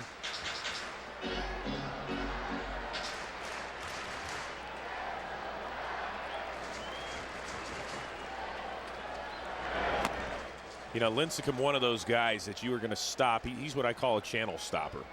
And there aren't a lot of pitchers in baseball that do that, but you're doing something, you flip around. This is a guy you want to watch because it's a lot like Pedro was a decade ago. Something special could happen every time out, and that is special because that is the first time this season a leadoff batter has gotten on base against Tim Lincecum in 19 tries. Well, tomorrow NASCAR on Fox will bring you Sprint Cup Series racing from Texas as Jeff Gordon tries to defend his title, take home the checkered flag for the 2nd straight year. Coverage from the Texas Motor Speedway, 2 Eastern, 11 Pacific in high def tomorrow on Fox. who is it? Bobby Cox that is in the NASCAR fantasy league each and every week, isn't he? Yeah, I'm not sure, but you know everybody that's in a fantasy league. You got the Burley, the Bobby Cox. Have you checked the scoreboard today? Are you in fantasy league? No, I'm like one of the guys that doesn't play. Pay attention, but just don't play it. A.J. Ellis looks at ball one. Popped out to second in his only appearance.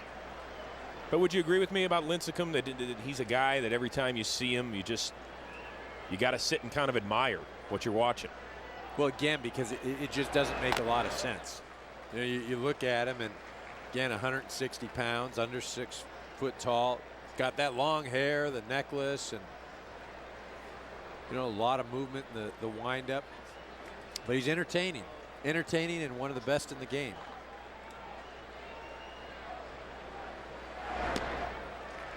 There's a ball low. So Lincecum behind on the count, 3-0.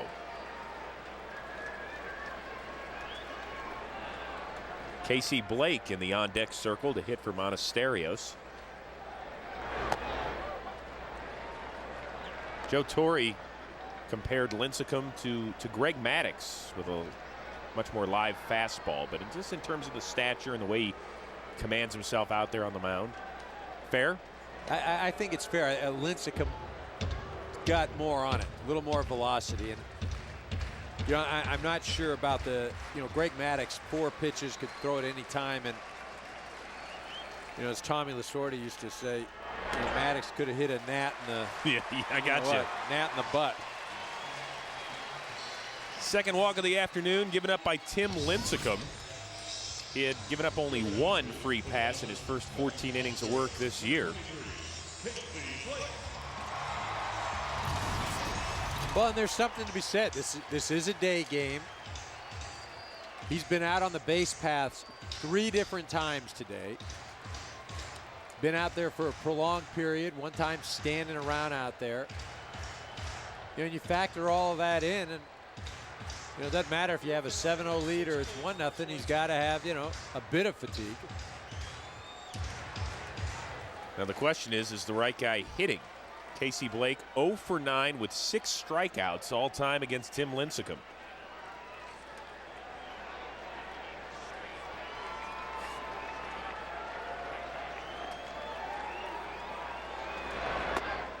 Looks at one upstairs. Well, I think at this stage of the game, we're only in the 5th inning.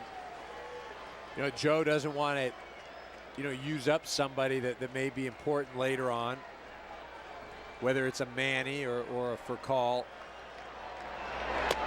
You can't use Russell Martin in this situation. He's your backup catcher. Not to say that Casey Blake is the sacrificial lamb, but he's the sacrificial lamb. But if a guy like Manny is available, he's probably not going to be able to play the outfield anyway, so you're just talking about a guy that can swing, and that's it. So here, you must be Makes thinking sense. double switch or something. It's possible. Got more options of using Casey Blake. But again, for me, Manny is a guy to tie a game or win a game, not to get you back in the game.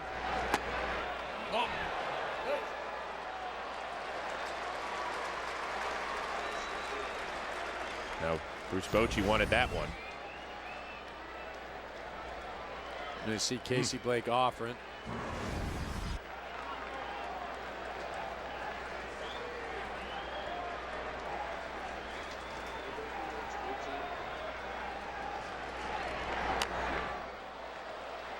Fouled away, so Blake stays alive.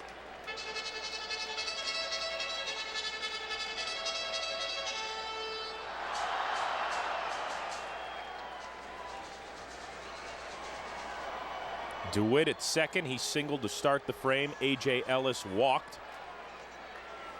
And now a 2-2 count on the pinch hitter, Casey Blake.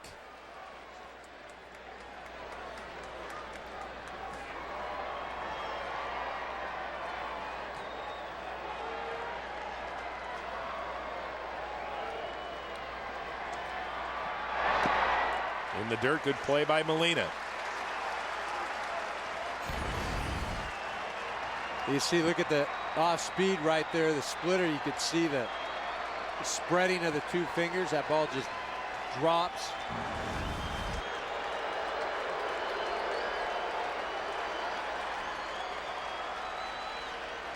The 3-2 pitch.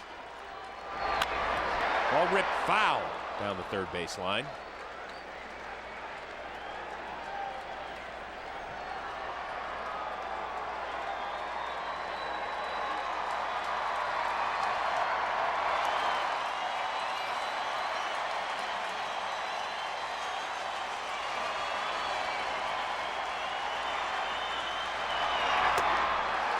Swing and a miss for strikeout number 6 for Tim Lincecum.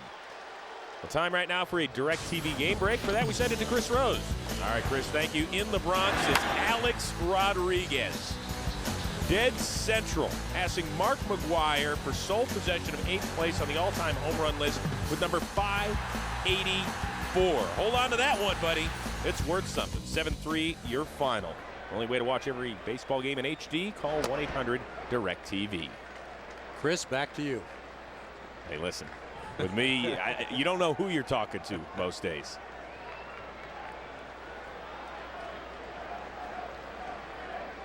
One down for Jamie Carroll, who got the first hit of the afternoon for the Dodgers back in the third. But he's already behind 0-2.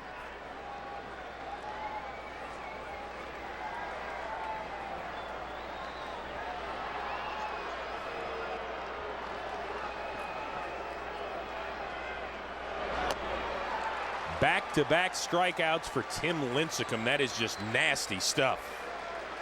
Well, Major League Baseball and People Magazine are looking for individuals who make a difference in their community. 30 everyday All-Stars will be honored at the 2010 All-Star Game in Anaheim. To nominate, simply go to peopleallstars.com.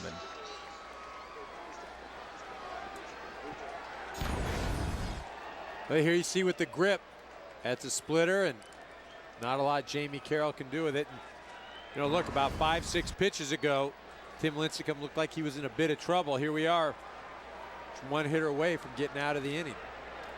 It's a testament to his ability, what he has, why he's won the Cy Young Award the last 2 years. And then to drop that one in on Loney, it just doesn't seem fair what he's doing. Well, it's not. It's not fair. It's not that it doesn't seem fair. It isn't.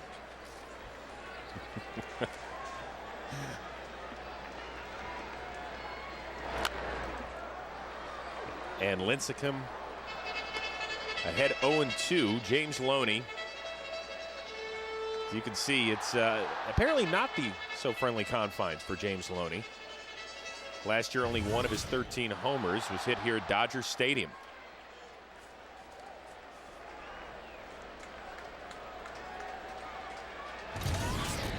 The 0-2 pitch by Lincecum to Loney.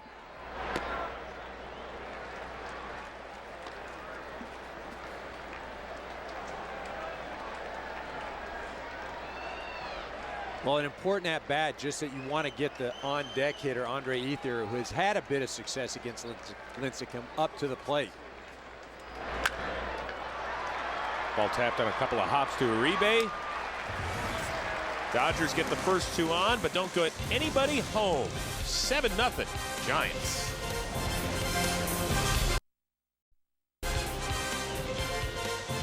Fox Saturday Baseball, presented by Lowe's, is sponsored by Michelin, a better way forward. By Verizon, the network with the most 3G coverage. And by Chevy. Every model is backed by a 5-year, 100,000-mile powertrain limited warranty.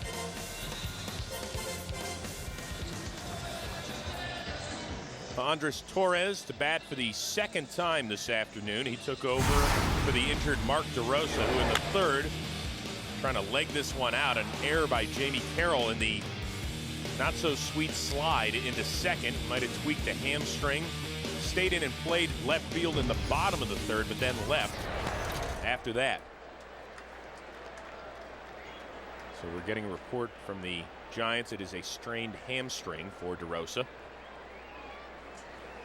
As the Dodgers have a new pitcher, it is Ramon Ortiz out on the mound. Taking over for Carlos Monasterios, who Pitched fairly well in 2 innings. Ortiz, 36 years old, appearing now in his 7th game this season. Last year he was in the starting rotation for the Giants AAA affiliate.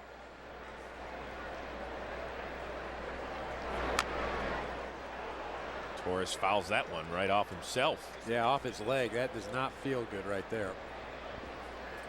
That was high leg. That wasn't an ankle or anything. Nothing worse than doing that while you're up at the plate. It's almost like wherever you hit it has its own heartbeat. You see, that's up. That's a knee. That's a knee. That's not an ankle. That's a knee. And I don't know how many of you out there have a lot of meat around the knee, but that's all bone. That hurts. Well, he'll get a chance to go ice it back at the bench right now after the strikeout. Ortiz, one of those guys, signed a minor league deal in the offseason. He pitched in Japan in 2008, but this guy was a pretty accomplished pitcher with the Angels. Actually won Game 3 of the World Series against the Giants in 2002, won 16 games a year later. But still trying to feel his way back into the bigs, and now he's back here for the first time since 2007. Yeah, and always has been a starter, and obviously now a different role. But that just kind of speaks to the Dodger bullpen right now, whether it's Weaver or either one of the Ortizes, Russ or Ramon. As we saw earlier, Carlos Monasterio. I mean, those are 3 guys that signed minor league deals. Monasterio's a Rule 5 where he was drafted. He's got to stay in the big leagues. You know, just not a lot of depth there right now. Relatively thin, but as Joe Torre mentioned, help could be on the way, and Quo and Belisario this week. There's a strike to Benji Molina. Productive afternoon for Molina. 2 for 2, a couple singles, also hit by a pitch. He scored a couple of runs. Ball popped up. Loney calling for it. 2 up, 2 down. And here's the in-game box score for the Giants. It's brought to you by Toyota. 10 hits on the day. But look at the damage done at top by Eugenio Velez, and then at the bottom by Tim Lincecum, his first multi-hit game of his career. Well, 5 hits, and these guys are back-to-back. You know, I mean, and that's something that very important. You think, oh, the number 9 hitter, the first hitter, but you know, essentially, one right after the other, 5 times on base. Juan Uribe, 0 for 1, a walk and a sac fly.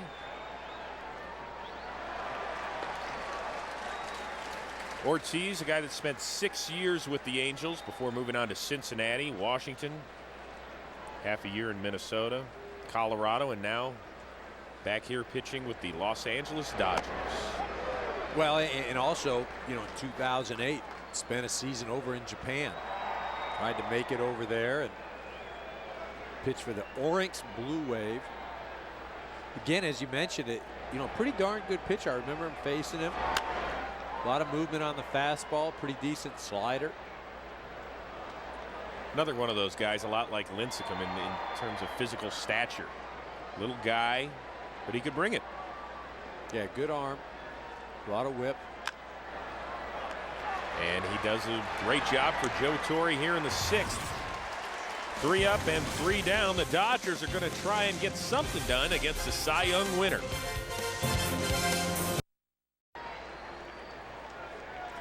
I don't think those were single game tickets bought by those two, huh, Eric? Who's going to win in that household?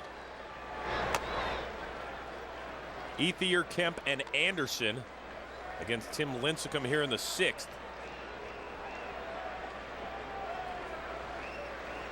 Lincecum has allowed just 3 hits. He's given up a couple of walks, but has been in control from the get-go.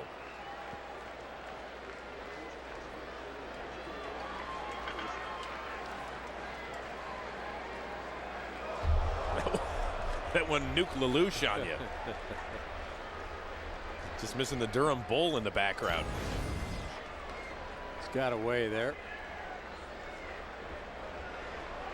Well, I got to give the person back there some credit. Not a lot of flinching. No. I would have been ducking out to Section 213. The question is, were they awake? That's the kicker. That's a great question. There you go. Look at him talking. Busy. And not busy. Look at it, not even watching. No. Whack! Oh! That one whacked to short. Renteria, the two-time Gold Glover, does away with Andre Ethier for the first out. Did you know Valvoline will guarantee your engine up to 300,000 miles? And it seems like the Dodgers can guarantee Matt Kemp hits a homer every time you show up at Dodger Stadium. At least it happened each of the first 4 games. 3 times against the Diamondbacks. He went deep, all of them to center, right center field, and then last night off of Todd Wellemeyer. Not too bad. Valvoline, the first and only motor oil in the industry to guarantee your engine up to 300,000 miles. Kemp, in fact, the first Dodger since Frank Howard in 1964 to hit 5 homers in the first 10 games of the year. Well, we talked about it earlier. He's really on the verge of becoming, the next great superstar center fielder. And I liken him a lot to an Andrew Jones who patrolled center field for the Braves all those years. He has that type of ability to play the Gold Glove center field, to be a force at the plate. Right now he hits a lot of times in the second spot, but as he matures, that he's definitely a number 3 or 4 hitter in any lineup.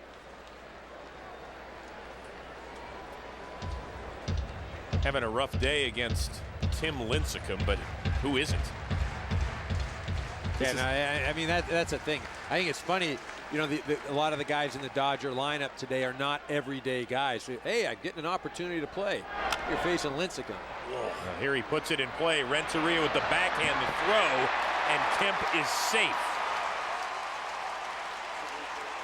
And Matt Kemp will take that, because anytime he puts the ball in play against Tim Lincecum, that's actually a win. Lincecum by far. Great changeup, great fastball, great everything. Just an all-around great pitcher. Somebody you don't want to face every day. That's one of those nervous laughs right there. Sure, you don't want to face him any day. Well, that's the thing, too. As a hitter, you don't want to give pitchers credit, especially publicly. But the reality is he's that good. Well, Kemp now 2 for 15 with 8 strikeouts all time against Lincecum. Garrett Anderson 0 for 2 with a punch out. Looks at an off-speed pitch for a strike. Anderson spent 14 years with the Angels. Last year with the Braves, where he hit .268 with 13 homers. Signed a minor league deal with the Dodgers. He made his name just down the 5 freeway here in Southern California. Angels all-time leader in games played and hits. 3-time All-Star.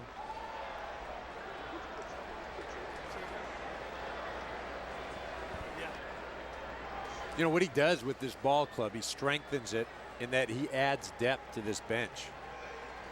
That's one of the things where the Dodgers have definitely gotten better as compared to the last 2 years under Joe Torre.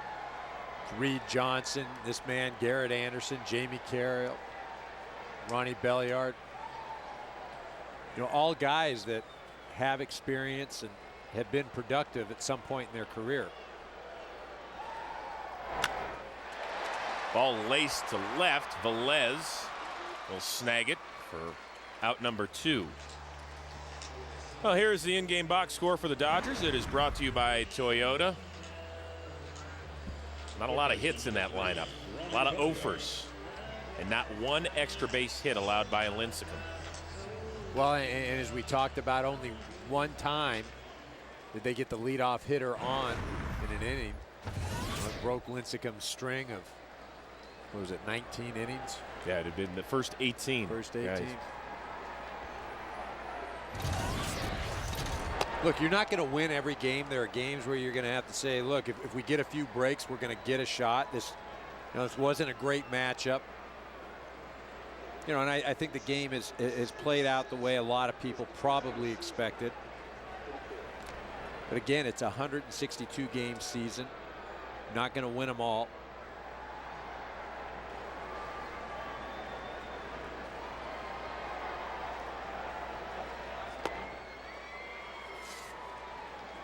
Belliard, a guy for Joe Torre that's versatile.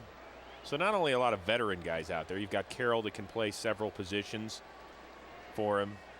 Belliard, in fact, there's talk that he might even play a little first base. Doesn't get cheated up there a whole lot. How about Tim Lincecum's line for the season? 19 2/3 innings, 24 strikeouts, 3 walks. Well, and as we talked about, 2 of those walks today. Ball popped up and out of play. Now, how long do you, if you're Bruce Bochy and Dave Righetti, the pitching coach, how long do you go with Lincecum with the game well in hand? Well, I think maybe this is his last inning. At the most, you maybe start him off the first part of the next inning, but I think this has got to be it. The problem, you go to your bullpen, and the bullpen is a strength of the Giants, but, you know, the Dodgers, they have Manny Ramirez on the bench still. They have Furcal. They have Russell Martin. Ball hit to center. Torres snags it on a line, and that'll do it. So the Giants up 7-0 as we move to the 7th. We'll return to L.A. after a word from your local Fox station. Welcome back to Fox Saturday Baseball, presented by Lowe's. Let's build something together. 7-0 Giants as we move to the 7th. Ramon Ortiz on for his 2nd inning of work. Nate Scherholtz 1 for 3 with a run scored.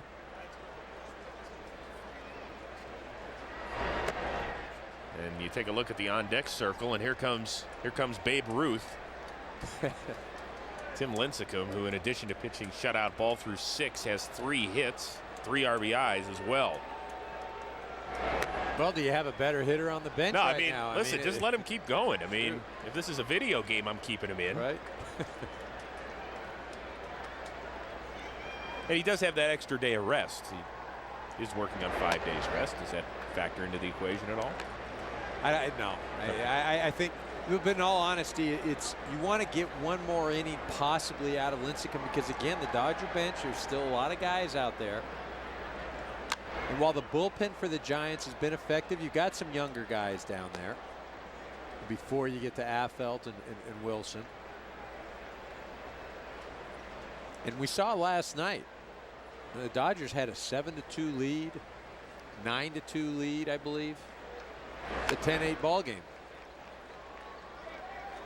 But that's also with a bullpen that's struggling. It's true, but again, we look at the Dodgers and what they have left.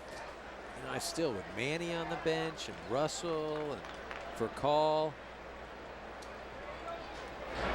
Well, if you're Bruce Bochy, as Scherholtz draws a leadoff walk. Well, now it's time for the Just for Men Keep Your Edge spotlight, and it's the pitcher turned hitter, Tim Lincecum. The RBI bunt single to get the Giants on the scoreboard. Then he rips one to the alley for 2 more RBIs, part of a 3-hit day for Tim Lincecum. So just as Tim Lincecum gives the Giants the edge, you too can keep your edge with Just for Men mustache and beard.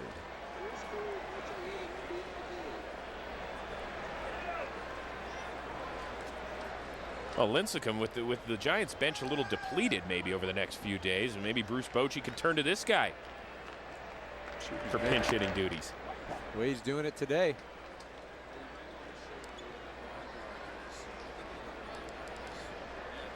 The last Giants pitcher with a 4-hit day, Livan Hernandez, back in 2001. So Lincecum looking to add his name to the record books in a hitting category. Well, you see on that right arm, he's got an arm pad over the elbow, and it's not because he's hurt it, but that's what's facing the pitcher, and that's his pitching arm. Very rarely do you have that where a right-handed pitcher bats left-handed.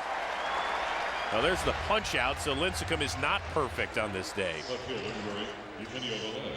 Hey, do us all a favor. Why don't you log on to foxsports.com on MSN every Tuesday, 1 Eastern, 10 Pacific. And guess what? It's lunch with benefits. I host a show called The Cheap Seats. It's foxsports.com. It's where we Skype with the biggest names in all of baseball.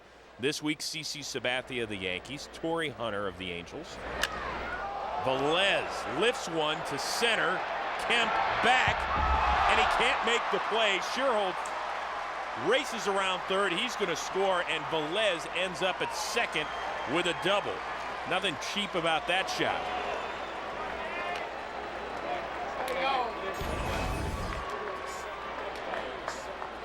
Look at you see Velez head right on it. Gets extension. Matt Kemp making a great effort. Not worried about the wall. Boom. Hustles after it. He's watching it. Makes the leap. He knows those walls are padded. Still doesn't always feel that good when you're going head first into the wall. But a lot better. These walls used to just be wood. Was no padding.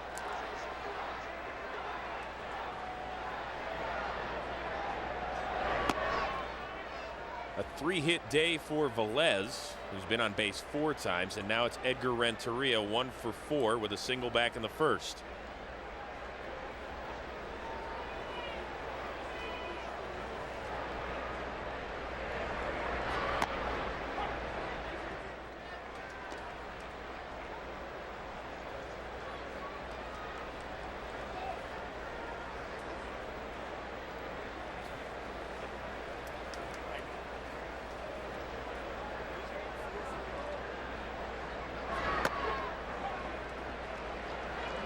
Renteria's next hit will be the 22nd 100 of his career.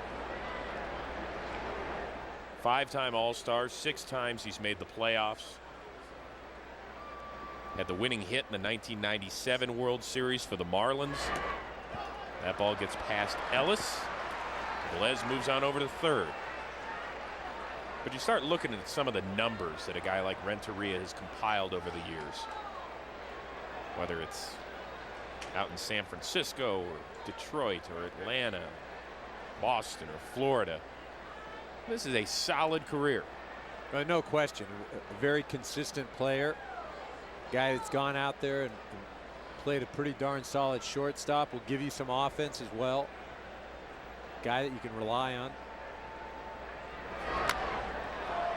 Ball laced down the left field line. Anderson gives chase and gloves it.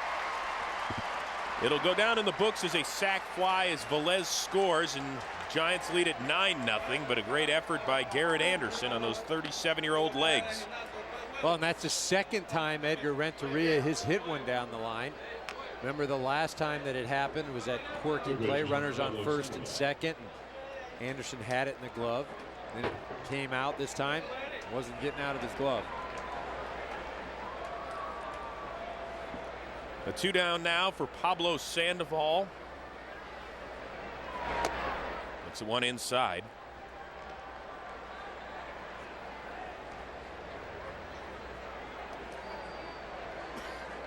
Sandoval, not only is he a switch hitter at the plate, apparently he throws equally well with his right and his left hand.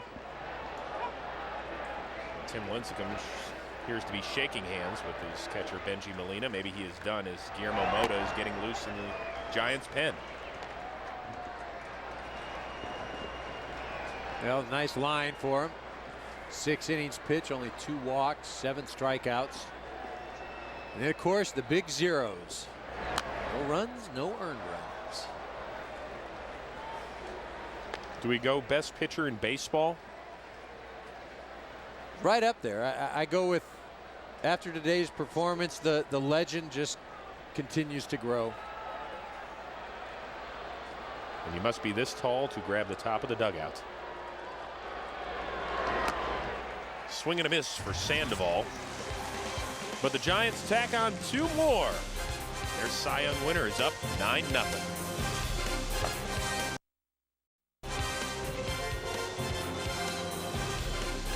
Fox Saturday Baseball, presented by Lowe's, is sponsored by Avatar. Bring it home on Blu-ray and DVD April 22nd. By Toyota. And by Sharp, Quatron TV technology. You have to see it to see it.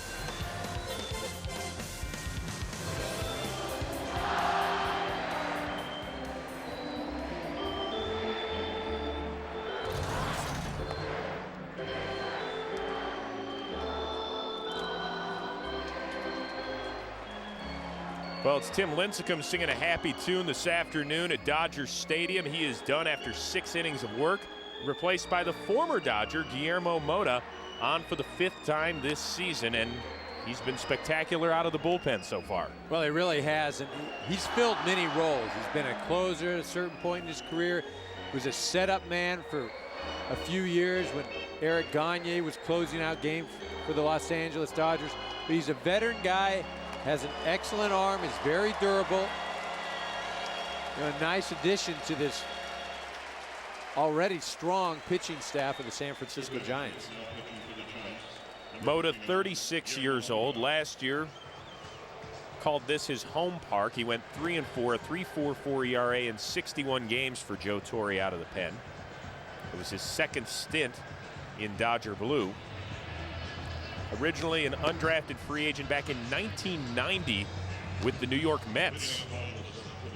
Well, he used to, believe it or not, he used to be a shortstop. That's a big shortstop. Yeah, that makes Cal Ripken look small and converted to a pitcher.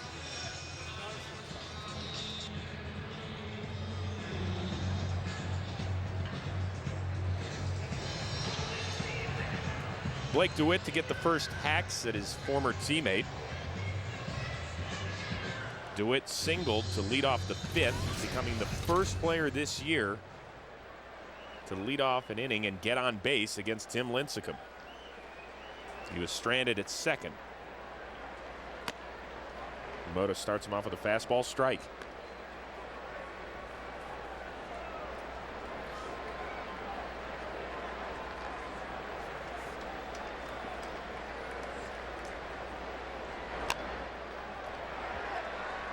DeWitt rolls one to Renteria.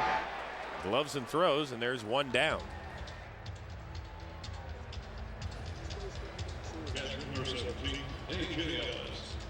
Well, next week on Fox Saturday Baseball, A-Rod and the Yankees taking on Torrey Hunter and the Angels. It is a rematch of last year's ALCS. Some of you are going to get a hold of the Mariners and the White Sox. It's Fox Saturday Baseball presented by Lowe's. It returns next week at 4 Eastern and 1 Pacific. Check your local listing for the game and time in your region. A.J. Ellis, 0 for 1 with a walk.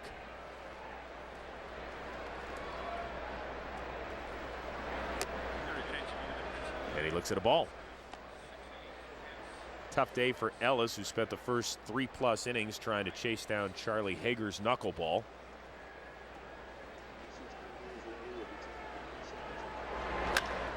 Ball hit up the middle and a base hit. First of the season for A.J. Ellis. Well, that makes the day a bit more tolerable. Getting on the board. And the Dodgers have a pinch hitter. It is Rafael Furcal, the everyday shortstop. Your attention, please. Pinch hitting for the Dodgers, number 15, Rafael Furcal.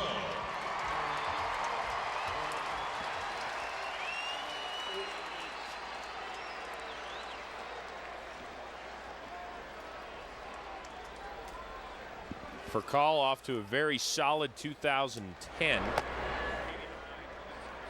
after he struggled with his health the last few years. Then last year hit a career low 269.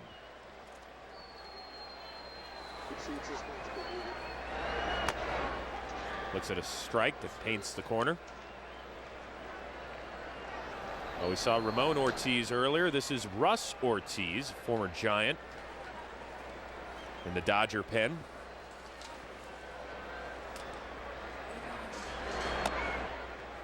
Another ball. Furcal's health critical to the Dodgers this year. Well, it really is. I mean, when you talk about important pieces to this Dodger lineup, for me, it's Rafael Furcal as probably the most important. You know, you can talk about the Ethier, the Kemp, you know, and even Manny Ramirez, but Furcal at the top of the lineup ignites things. You know, he's liable to hit a double. He can draw a walk, steal a base or two. And on top of that, it plays at shortstop, the most critical position on the field. You know, I don't think it's any coincidence. His last 2 years, the Dodgers have gone to the playoffs. The first round, they've done well. He's done well. Sandoval gloves it on one hop, throws, and gets it.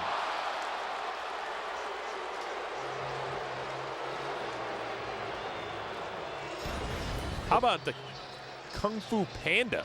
Well, Sandoval making a very athletic play, getting a good jump on the ball, and then displaying that strong arm. You see, boom, he knows for calls running, and he's speedy, gets rid of it, makes a good, strong throw. You know, you look at Pablo Sandoval, and on first glance, you say, man, okay, well, maybe the guy can hit, but there's no way that this guy's athletic and can do a lot of things. But he can, probably one of the most athletic guys out on the field, but certainly doesn't look like it in that uniform. And a good call by Jerry Meals down there at first, as you saw with our Exmo cam. Jamie Carroll 1 for 3 on the afternoon. A couple of strikeouts, so that was all against Tim Lincecum. This time Mota paints the black to get ahead.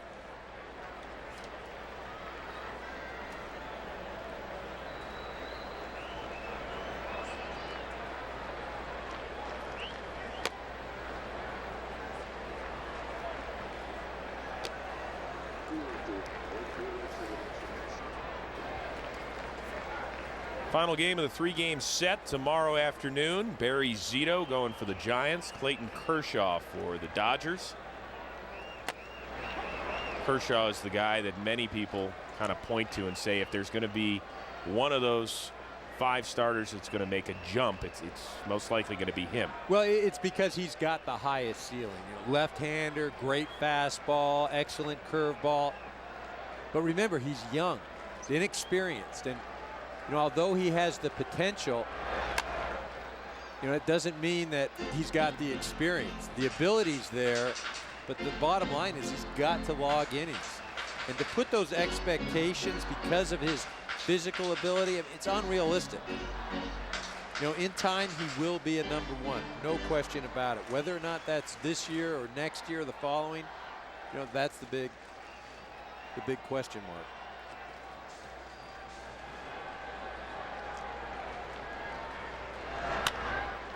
Base hit to right, and they're going to stop Ellis at third, so it'll be runners at the corners with 2 down. The big change for the Dodgers this year with their starting rotation was their decision to not try and re-sign Randy Wolf. The lefty ended up in Milwaukee agreeing to a multi-year deal up there. But that was a guy, he didn't have spectacular eye-popping numbers, but he was an innings eater. Well, you hit it right on the head. Innings eater. And then the depth of the bullpen last year. I mean, the #1 ranked bullpen in all of baseball last year in their effectiveness.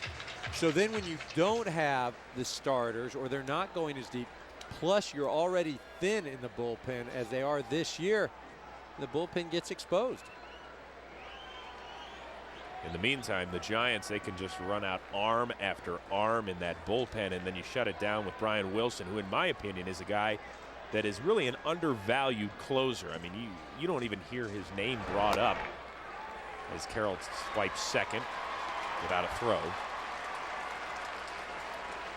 But when you're talking about the great closers in baseball, maybe it's time we start mentioning his name. Well, absolutely one of the most effective closers in the game, a hard thrower, and you know, the mentality as well. Wants the ball every time. Ball hit out to right. Schierholtz under it. And the Dodgers threaten, but they leave 2. We move on to the 8th. It's 9-0 Giants.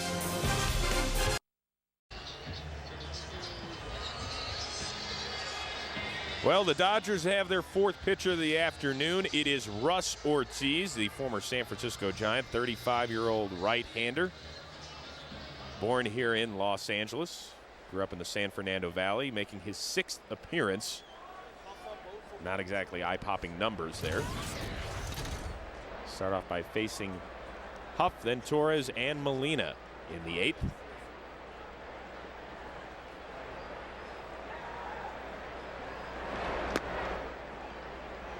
And ball low. Ortiz won 63 games for the Giants between 1999 and 2002 before he moved on to Atlanta and became a 21-game winner. Ball 2.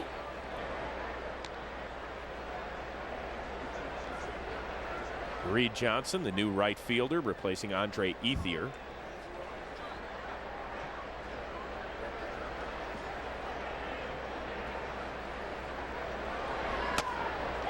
And there's a strike. All I remember about Russ Ortiz in that 2002 World Series was Dusty Baker trotting out, Ortiz leaving and begging for the baseball, right? Game 6, yeah. all turned. But you talk about Ortiz, very similar to Ramon Ortiz in that an accomplished starter. Russ Ortiz, one of the better starters, very durable, would be a guy that would eat up innings. Was very effective for a number of years. Trying to establish himself now or hang on in the bullpen. Remember the Diamondbacks signed him to a multi-year deal. Big deal. Yep.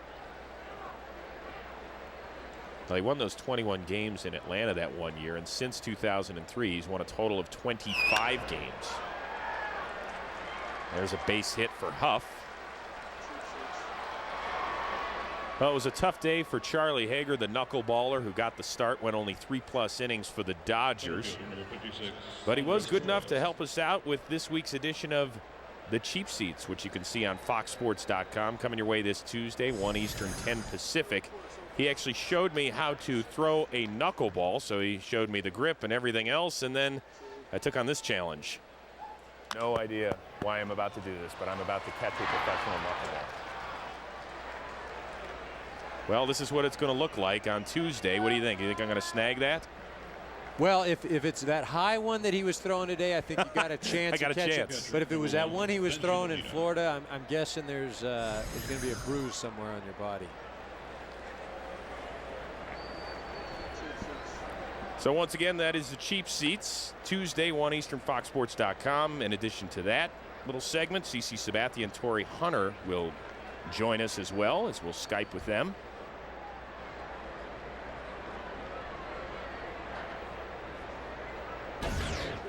While we were away, Andres Torres actually lined out, so there's one down as Benji Molina. Here's the proof to back it up as Blake DeWitt snagged it, almost doubled off Huff at first.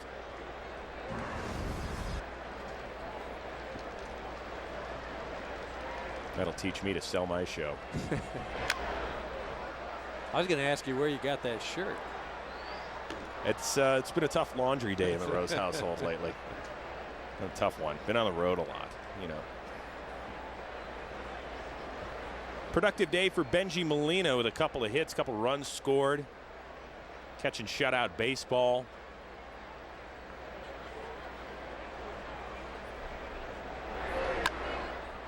Popped up. Short right, Johnson. 2 down.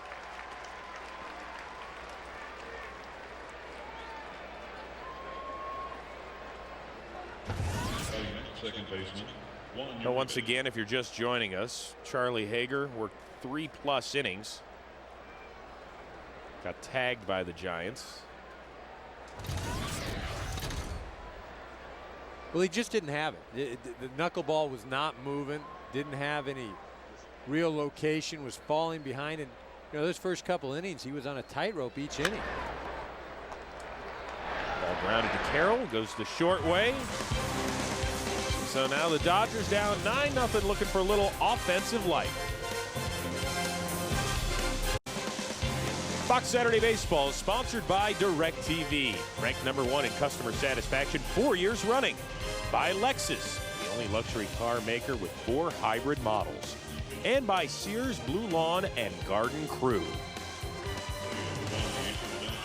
9-0 Giants in the 8th, a bunch of changes. For San Francisco, Travis Ishikawa replacing Aubrey Huff at first. Eli Whiteside behind the dish for Benji Molina. And Giants have their third pitcher. It's Dan Runzler, 25-year-old left-hander. They face Reed Johnson, came on as a defensive replacement in the top of this frame. Runzler, 25 years old, born in Riverside, California. Grew up in West Hills, about 30 miles from here. And isn't ashamed to say that he was a Dodger fan and used to boo Barry Bonds a bunch here, and he gets Reed Johnson on a liner to Uribe. Is that kind of a little strange? You grow up rooting for one team, you end up playing for their arch rival. Well, I think, just playing in the big leagues, it's easy to change allegiances. Once that paper starts coming. Yeah, the 1st and the 15th, it's a little different. You might bleed Dodger blue for a little while, but I'll take that green from whatever team wants to print it. Well, and again, having an opportunity to play in the big leagues. It's funny, though, you mentioned him being a Dodger fan. He talked about, having an Eric Gagne jersey. Sitting out in the seats here.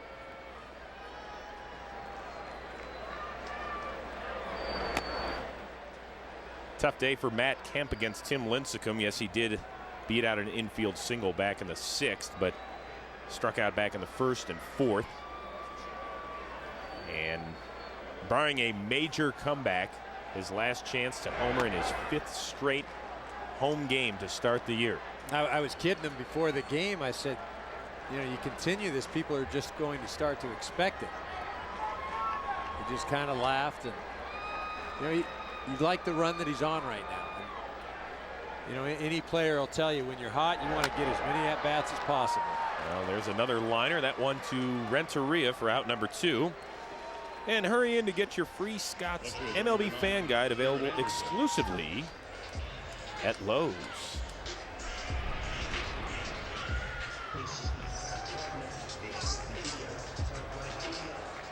Runzler, a guy that was running all over the country last year. He played low A ball, single A, double A, triple A, and made it to San Francisco, all in 2009. And gets ahead of Garrett Anderson. Started the year at Augusta, moved to San Jose, then Connecticut and Fresno before finishing the season in San Francisco. He logged more than 11,000 miles on those trips. The worst thing about that, although you're moving up each level, is the living, because then you've got to, I've got to find a place to live. You get all set up, you get your gas and electric, the cable, all that stuff turned on, and then you're gone. Yeah, it's bad news when first and last month's rent is the same month. Oh, not good. Yeah, there you go. I mean, that's the thing a lot of people don't understand. That minor league life it's a pain. It's a real nuisance, especially if you're going up and down. It's not just about playing, but you've got, everyday real life issues that you've got to deal with as well.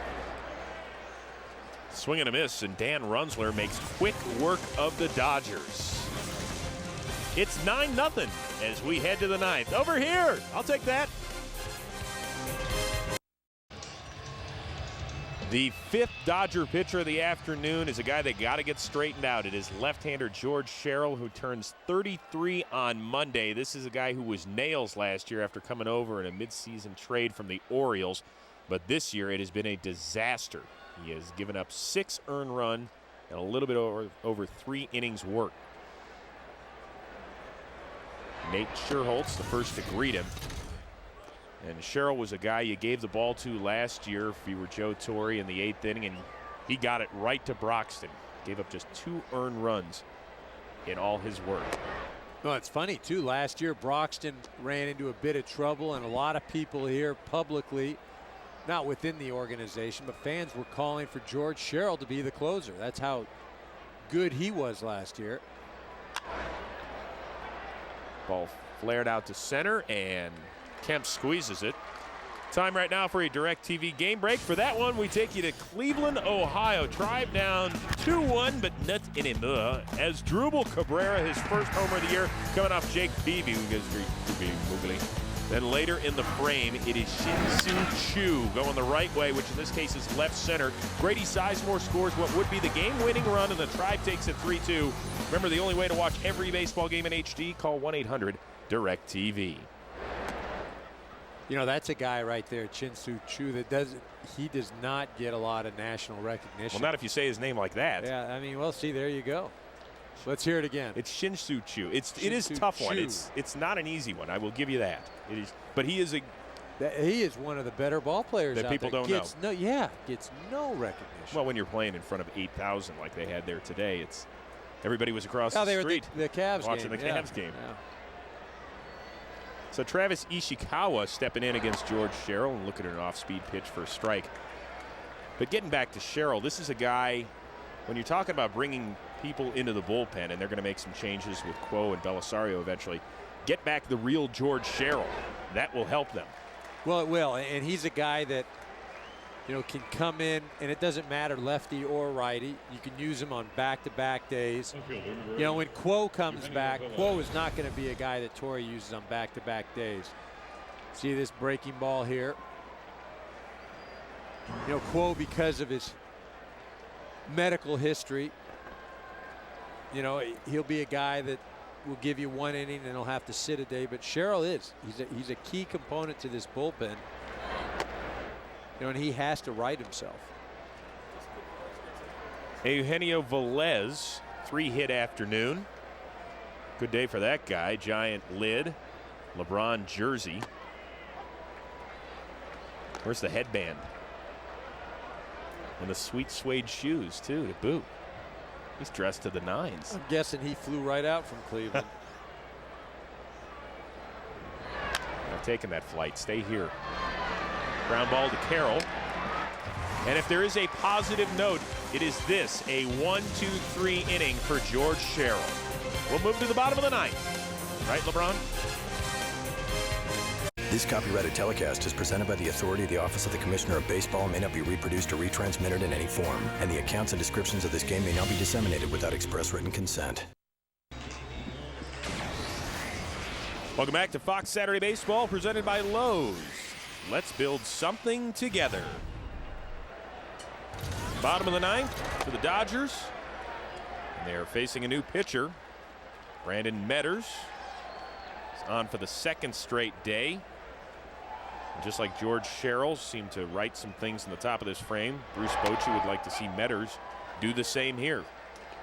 Well, he was another guy that was very instrumental last year in this bullpen. You know, able to get the call any day and go out, eat some innings, get some outs, but he just hasn't been able to get anything going, you know, yet this year. And obviously everything's magnified because you're talking about Early the first few weeks of the season, but this is a guy that Bruce Bochy could depend on. 5-1, ERA of 3.01 last season with a career high 61 appearances.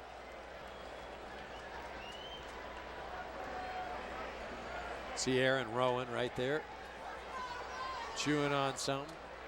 Wearing the boxer's shades. Yeah. After a tough night where he got hit in the helmet.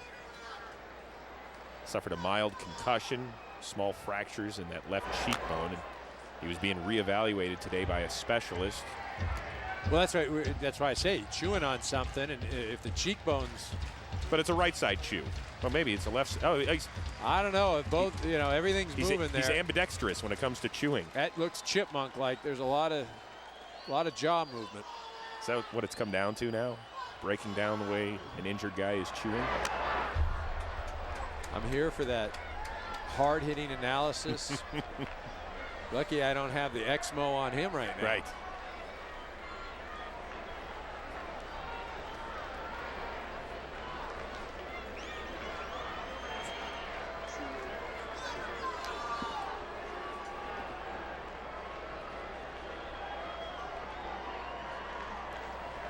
The 2-2. Belliard pops it up. Whiteside gives it a look. Well, tonight on Fox, it is an action-packed chase as police take down a suspected drug dealer on an all-new Cops. Then a Special Olympics champion loved by all is shot in cold blood. We need you to help us find his killer on an all-new America's Most Wanted. It all starts tonight, 8/7 Central, here on Fox. Well, the 2-2 fouled away again. So big picture, what did we learn today other than Tim Lincecum is very good, Eric Karros? I think what we learned is that this offense for the Giants probably will be sufficient. I mean, they can't take a lot of injuries, but they've put 9 runs up on the board. There hadn't been any long ball. I think they've elongated their lineup with DeRosa, Huff, Velez, Looks nice right now. But this is a team that is going to go out. They're going to compete. They're going to give you at-bats. Again, with their pitching staff, 3-4 runs. You're in it. And especially in their ballpark. Ball hit well to right. Schierholtz squeezes it for out number 1. Well, today's Lexus Hybrids game-changing player is the pitching side of Tim Lincecum. And a great line it was. 6 shutout innings, gave up just 4 singles, struck out 7, walked 2. His ERA for the season is now down under a run, .90.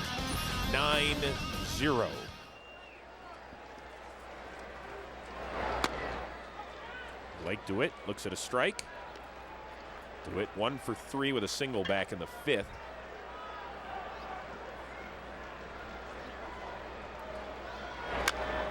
Back up the middle. Metters gets a glove on it. Uribe throws him out.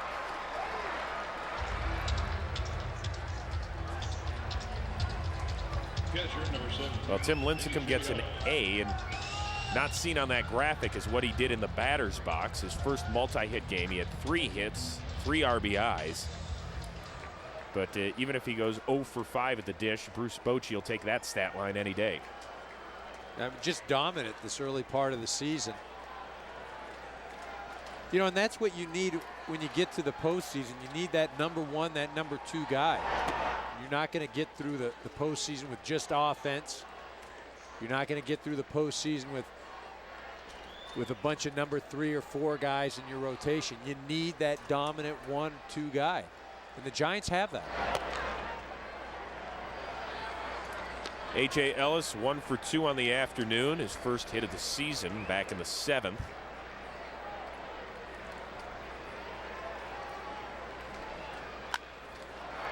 Ball lifted to left. Velez is going to give chase, but he's going to watch it 1 hop into the stands.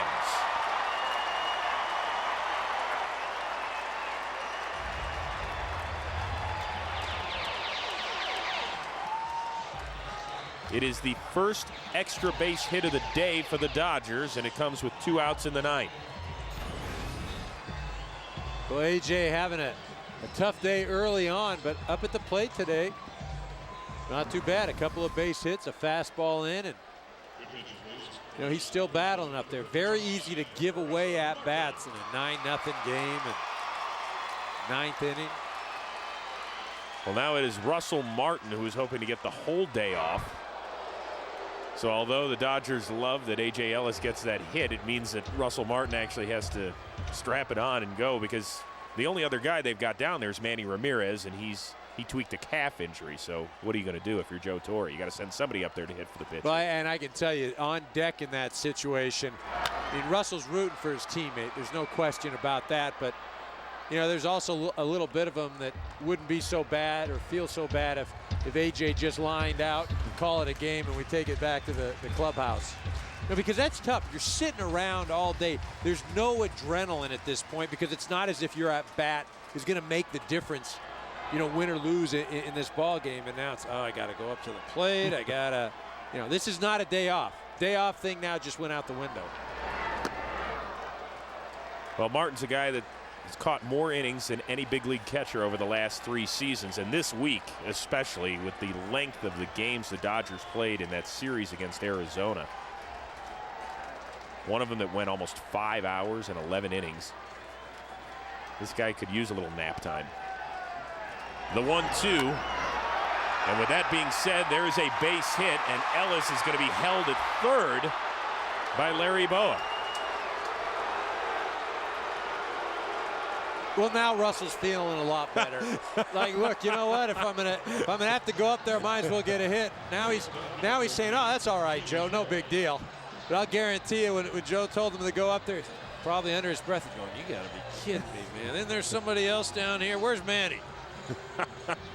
Is there a pitcher that's a decent hitter out there that wouldn't mind swinging it? I hear you. So now runners at the corners for Jamie Carroll. Solid day at the dish, 2 for 4.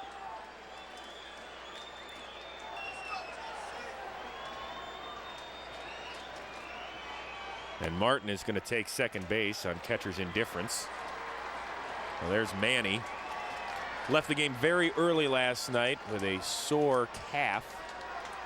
Joe Torre told us before the game, yeah, he's probably available to pinch hit, but with your team down 9-0, it's not exactly the opportune time for an aging outfielder to go swing it.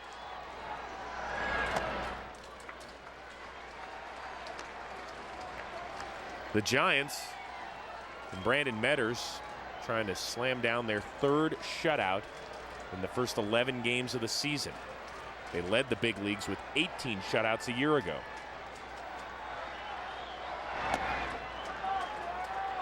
And there's one that catches the corner on a delayed call by Dale Scott. Yeah, Jamie Carroll didn't like that. Pitch looked like it was outside, but I'm sure Dale Scott taking into account it's 9-0.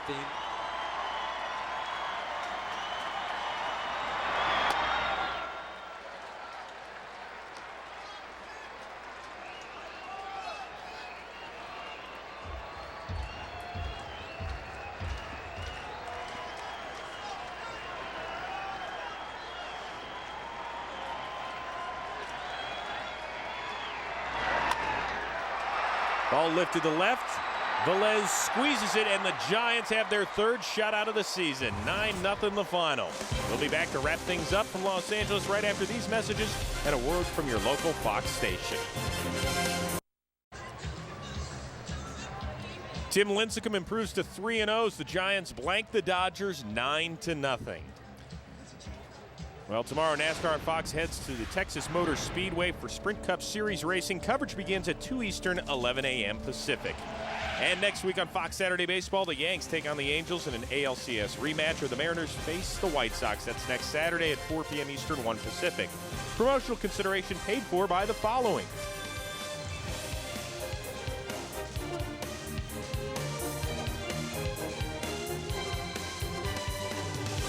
For more information on today's game and the latest Major League Baseball news, log on to foxsports.com, powered by MSN. For Eric Karros, this is Chris Rose saying so long from Los Angeles. You've been watching Fox Sports, the exclusive home to the 2010 All-Star Game and World Series.